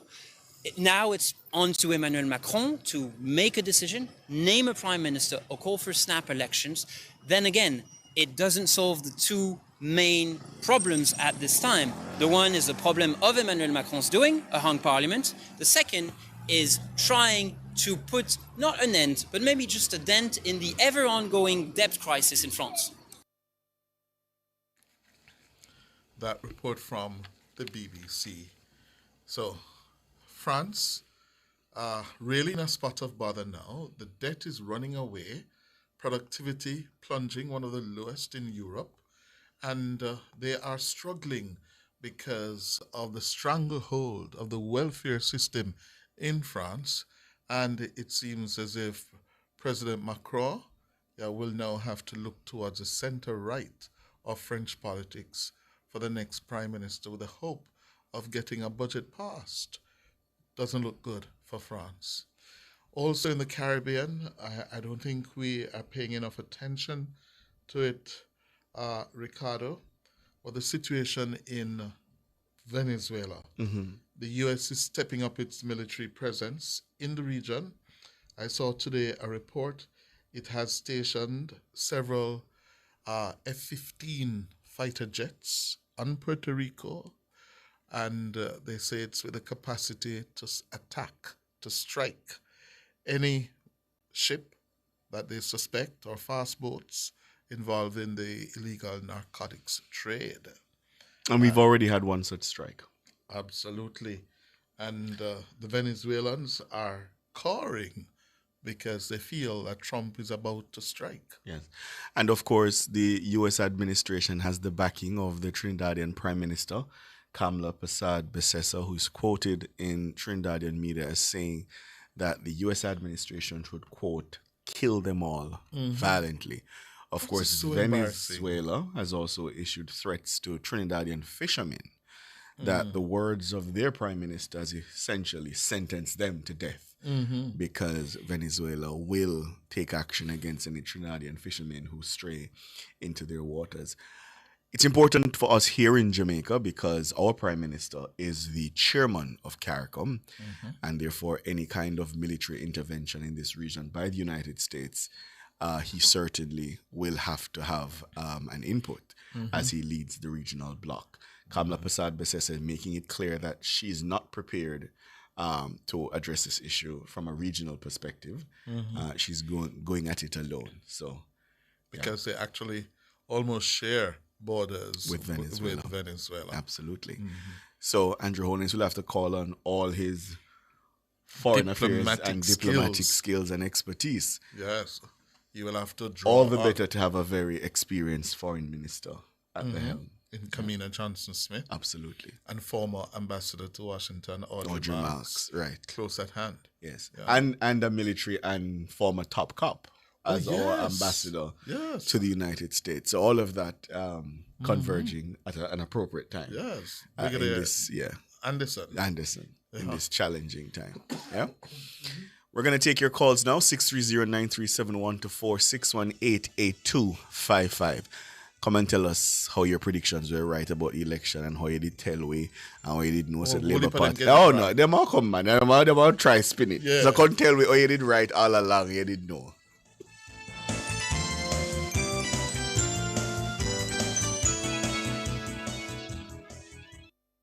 Escape to Idle a While in a grill where sand and serenity meet. Visit idleawhile.com or call 876-957-3302. Idle a While and stay a while. The Watchman. Exploring issues shaping our society, government, and business. Provocative, unconventional. Dr. Henley Morgan is The Watchman. Good evening. Political slugfest. JLP snatches victory from the jaws of defeat. Not all Jamaicans are happy with the recently concluded general election. Almost half of those who voted did not get the outcome they wanted. At the same time, Jamaicans can be justly proud of the island's democratic tradition of voting in free and fair elections and the peaceful transfer or retention of power. Voters in parliamentary democracies like Jamaica do not get to directly elect their prime minister. In America, for example, there are presidential elections separate from congressional elections.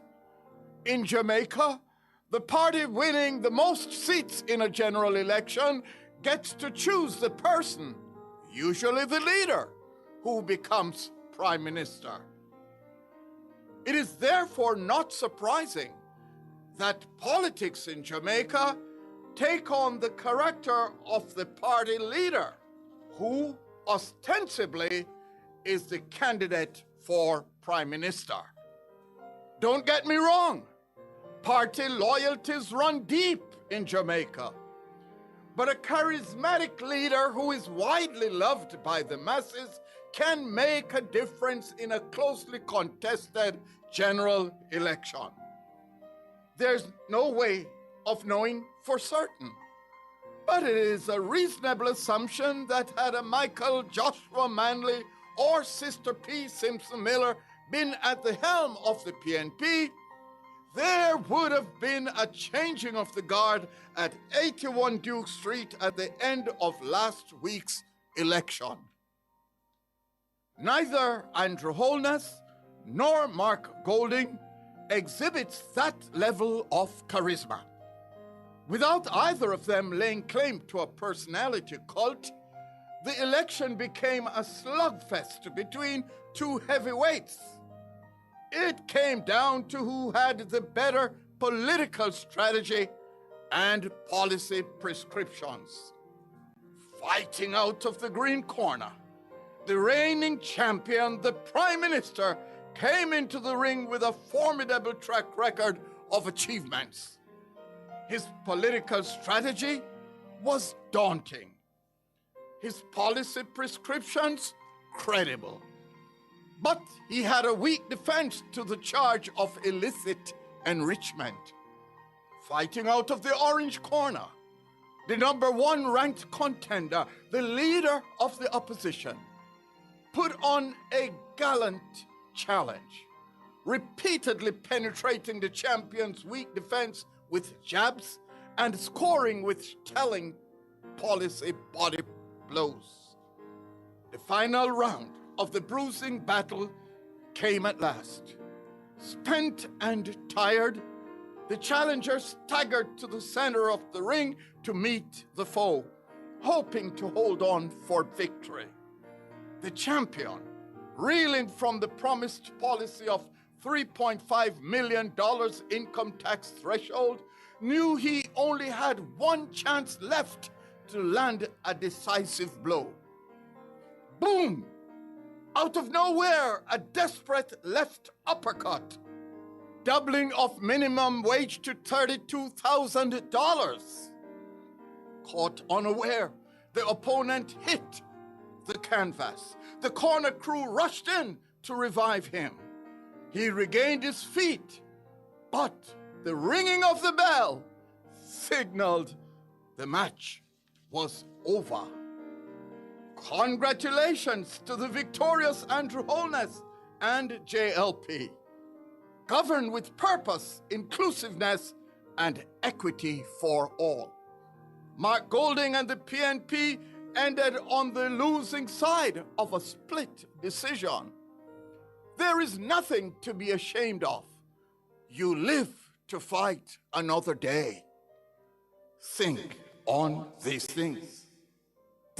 Produced by Agency for Inner City Renewal, AIR, and recorded in the Jamming Studio Trenchtown, a breath of fresh air bringing change to the inner city.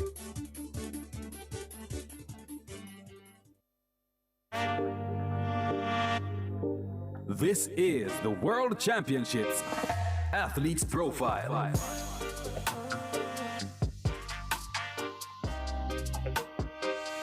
Step forward now.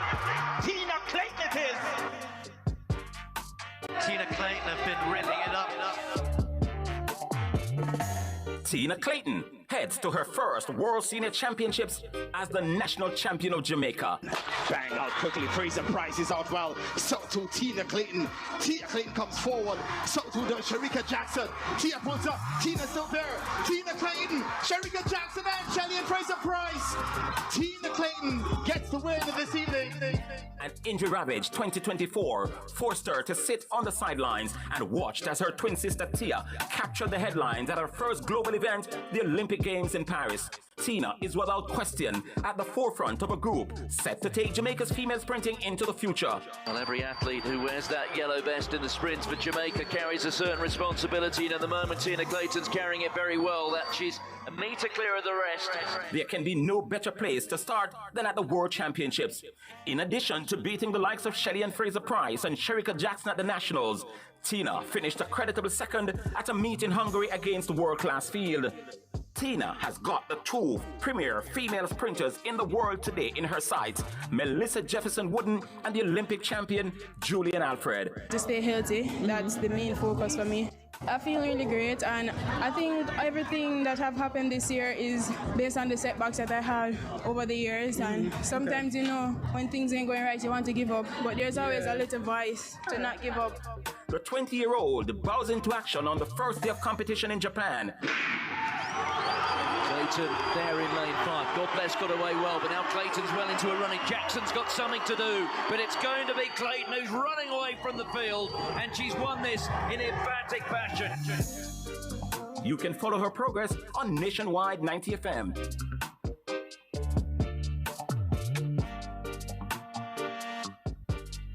That was the World Championships Athletes Profile.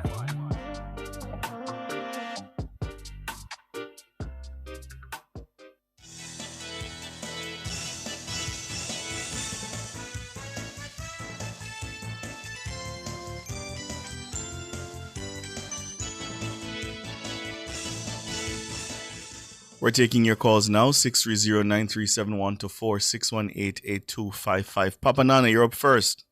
Yes, sir. How do you do? Doing all right. How are you? Well, me not tell you no lie, you know.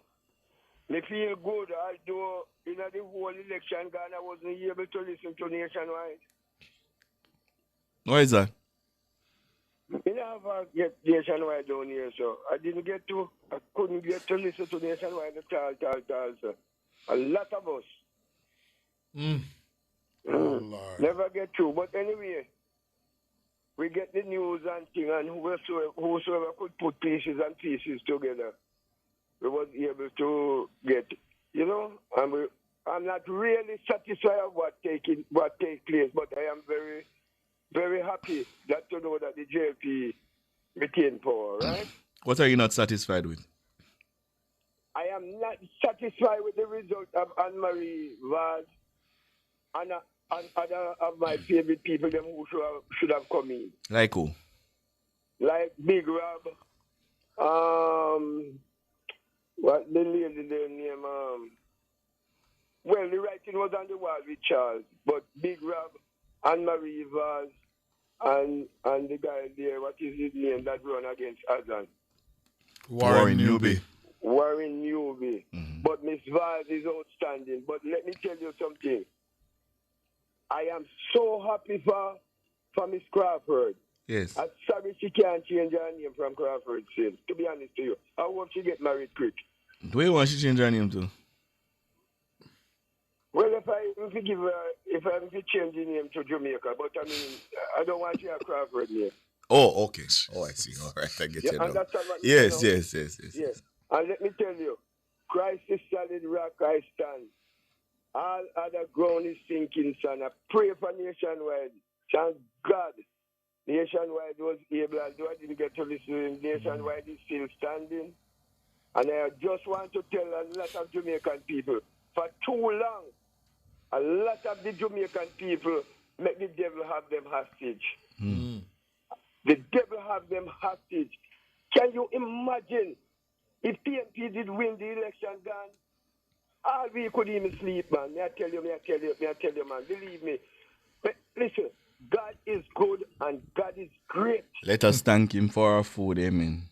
Well, I know just food alive. I thank him for my life and thing, man. I tell you, I'm glad for Nationwide. Papa Nana, yes. You know the song about I come with just a come. I come with just a come and we no want no botheration, no. You know, since you start singing me piece, we soon lose your foundation, right? You good, you know? You know it, though. You know it. Yes, man. All right. Well, I come with this, I come. You know why me rate you, man. I tell you, man. You sing it like without, and you will have a lot of chance, you know, because them not carry beer back to go dance again. So nobody not going to lick you up. Well, I come with this, I come, Papa Dada. We don't want no botheration, no. Yeah, so tell me something now. Give me a minute now. Do you think they should have changed the cabinet? But I I know Miss Rhoda Crawford have to be appointed and Audrey Marks. That is a must. Well, I think there will be changes. Yes, it's a new term, new government in terms of the makeup. Yes, they will have to make some changes. The Prime Minister, I suspect, will make some changes. I seriously think that Mr. Chuck, they could give him a break now, you know? Yes. To be honest to you, I seriously think they could give him a break. But you have some very brilliant people in the Labour Party. And I have said, I have to big up the Most High God, big up my good self, that's a Papa Nana, and a big up nationwide. And But I said big up in good self. Mr. Hughes. Yes, Papa Nana. I didn't get to listen nationwide, but I was glad because I easy to tremble. I'm telling you the truth. You not tremble? Yes. And a big up nationwide. Every day you're getting more better than better. Don't worry yourself, Papa Nana. God bless you. Who God bless, no man curse. Yes. There's a lot of good you do to people and you don't need, and you tell them you don't want no fancy and no camera. You're a good man, I can tell you that. I'm giving somebody else a chance. May God ever bless you. And this How is Mama Nana? She all right, you know, she all right. She quite all right. Heal her up for me, please. Yes, man, and God bless you, Mr. Hughes, and heal up your mother for me. You're a good youth. Will do. God bless you, my son. Good. You know the song, The Water is Troubled, my friend. Me can't sing it. Step right in, for God's almighty power is moving. Anyway, who's next? Break. Oh, we're taking a break. It's a break.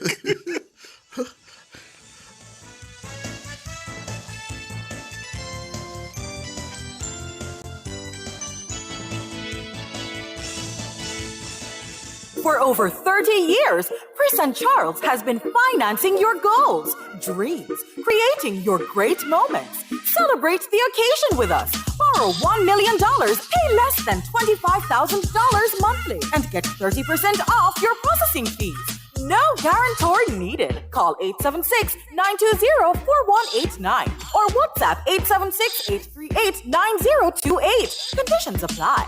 When you think loans, think Chris and Charles.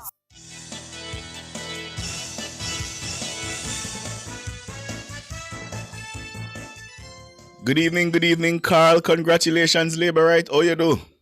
Hey, evening, Mr. Hughes. Good evening, Labour Right. Evening. Evening. I'm very proud to be a Labour Right. Yes. I'm one of the person who fired the three term. Help back Mr. Siago. Give them one of the biggest thing as me say to you. We have 3 living opposition leader. 3 living one. That is the good thing about it. Yeah. I'm going to say something to you, and you're going to ask me, say, oh, me come by that. Yes. A 3 time now, Andrew Holness beat Mr. Golin. Oh, so. The local government election, that was the first one. And 2 election, September 3rd. 3 seats for local government election. Mr. Golin now win none. You know, Carl. How was it for you, Carl? So, I treat that. So you call that all inclusive. All inclusive. Anyhow, me did tell you that day, say, all here Julian come with enough people never know that it was Julian. Julian was only getting himself ready to go up against Philip Palwell. But now it seems like Julian have 2 more challenges in his hand. Because he have Bunting and he have Dayton Campbell. So excited time is around. Oh, you get Bunting and Dayton Campbell in that mix. Okay. Remember I said Bunting have said that he want to lead Jamaica one day. But isn't the clock running out on him? Well, it doesn't really matter if. I will be very happy if I get Bunting, so long if they push out. When they push out Mr. Golin, I wouldn't have no problem with Bunting. I wouldn't have no problem with, if my life spare, I wouldn't have no problem with Dayton Campbell either. And if if when I St. Catherine, yes, sir, Damien Crawford would have no problem. We'd have a little problem against Julian. Jamaica people kind of seems to like Julian. Mm-hmm. And they may tend, Andrew will kind of wear out. Mm-hmm. Right, so we'll have a little bit of problem. But anyone outside them, there would be no problem. Mm-hmm. One thing if we get all Bunting did a worse than Peter Phillip. Mm-mm. We're a worse than Peter Phillip. Anyhow, call it, Anjo, call it. Time come for still in our position. You see a man with they lie about him be your boss, no Golden. Him be your boss. Mm-hmm. And if you sign a piece of paper, one I know what it says, the man had decided that. Put Golden name upon it, say my prime minister. When you're thinking about it. What was the biggest surprise for you, Carl? It two surprises I have to speak the truth. Me did stick after what Crawford did. Now go around. I am not the person who's going to jump up now and say because she win. Me did know so she will win. Yes. Me did have it down say Rhoda Crawford. Never go make it. Yeah. But Mrs. Vaz shocked me. Uh-huh. Mrs. Vaz shocked me. Yes. And me have relative living in Central Kingston. Mm-hmm. And no say McGregor never gone away. Oh. And one of the biggest help, I think the JLP must put, see if they can find a space for the man who did for run for PMP down there. Lawrence Rowe. Thank you very much, Mr. Rowe. Yeah. Thank you very much. You did what you have to do. He'll be on with me tomorrow morning. I've invited him to come and share. I can't invite him to ask him a few questions. No, I'll be doing the interview tomorrow morning. But my surprise is that Mr. Slowly in St. Elizabeth kind of never look for that from down there to a type of but you know, Carl, some of you got carried away, because Mr. Slowly was in a very strong PNP seat.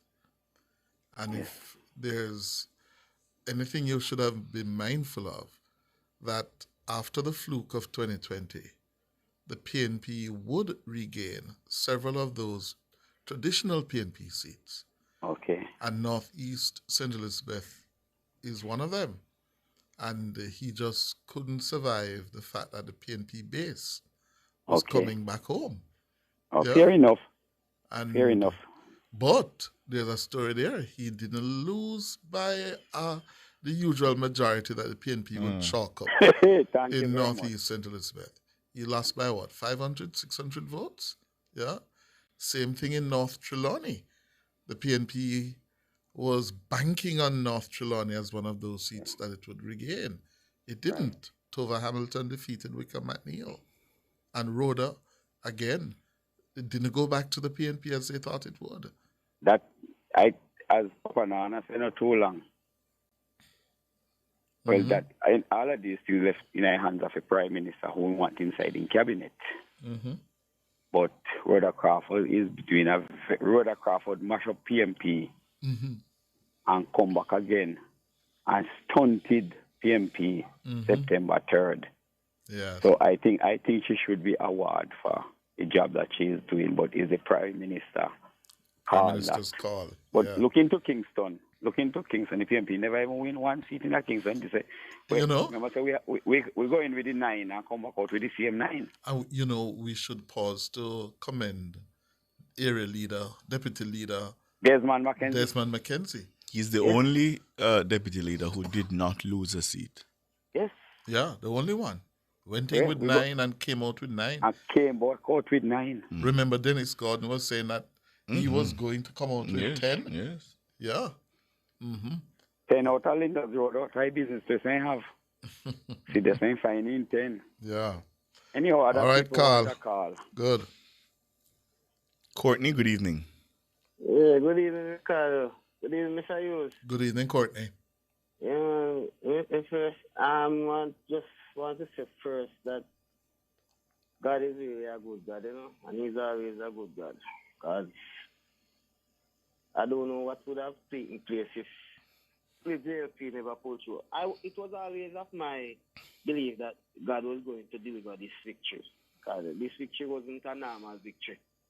Mm-hmm. Even though we got most of the seats then. I was surprised that all of the seats them that we lose. Even the seats them that I knew was PMP seats, I wasn't expecting them to go back. Because I thought the political landscape had changed. I thought people were starting to think differently now. Were starting to look at the work that the MPs are doing against voting for their favorite. You know? But all in all, I like when the government is like this. I like when there's a strong opposition. I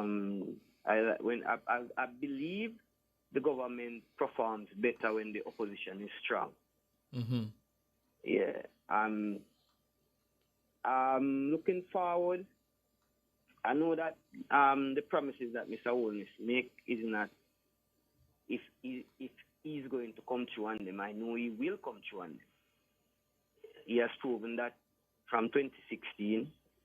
Maybe he hasn't delivered on all, but we can certainly say he has delivered on most. So I expect that to continue. I don't the cabinet. I don't really believe there will be a lot of changes there because all the ministers performed exceptionally well. Apart from those we want to bring in, I don't know where he's going to put them, but apart from those few changes, I don't see any big changes being made.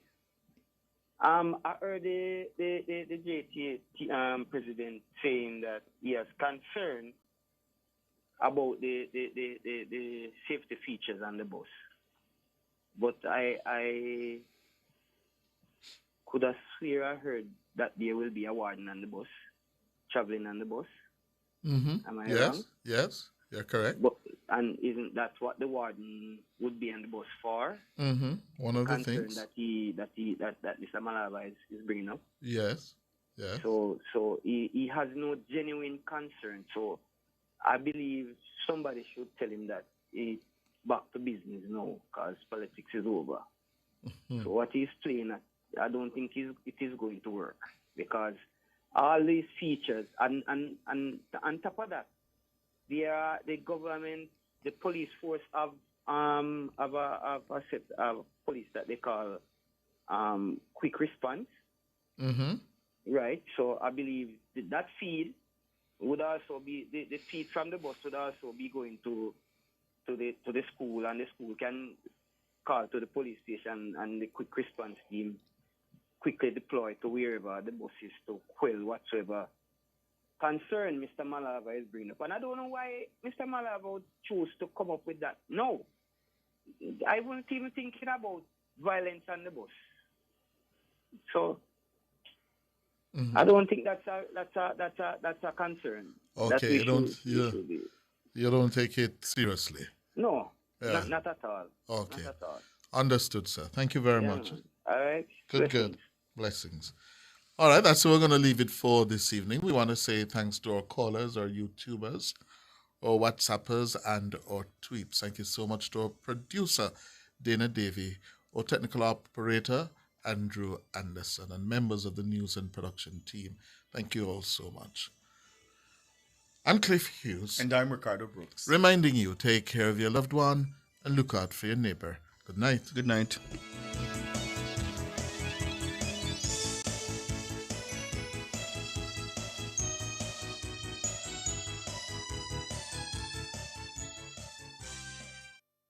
In Jamaica, your rights are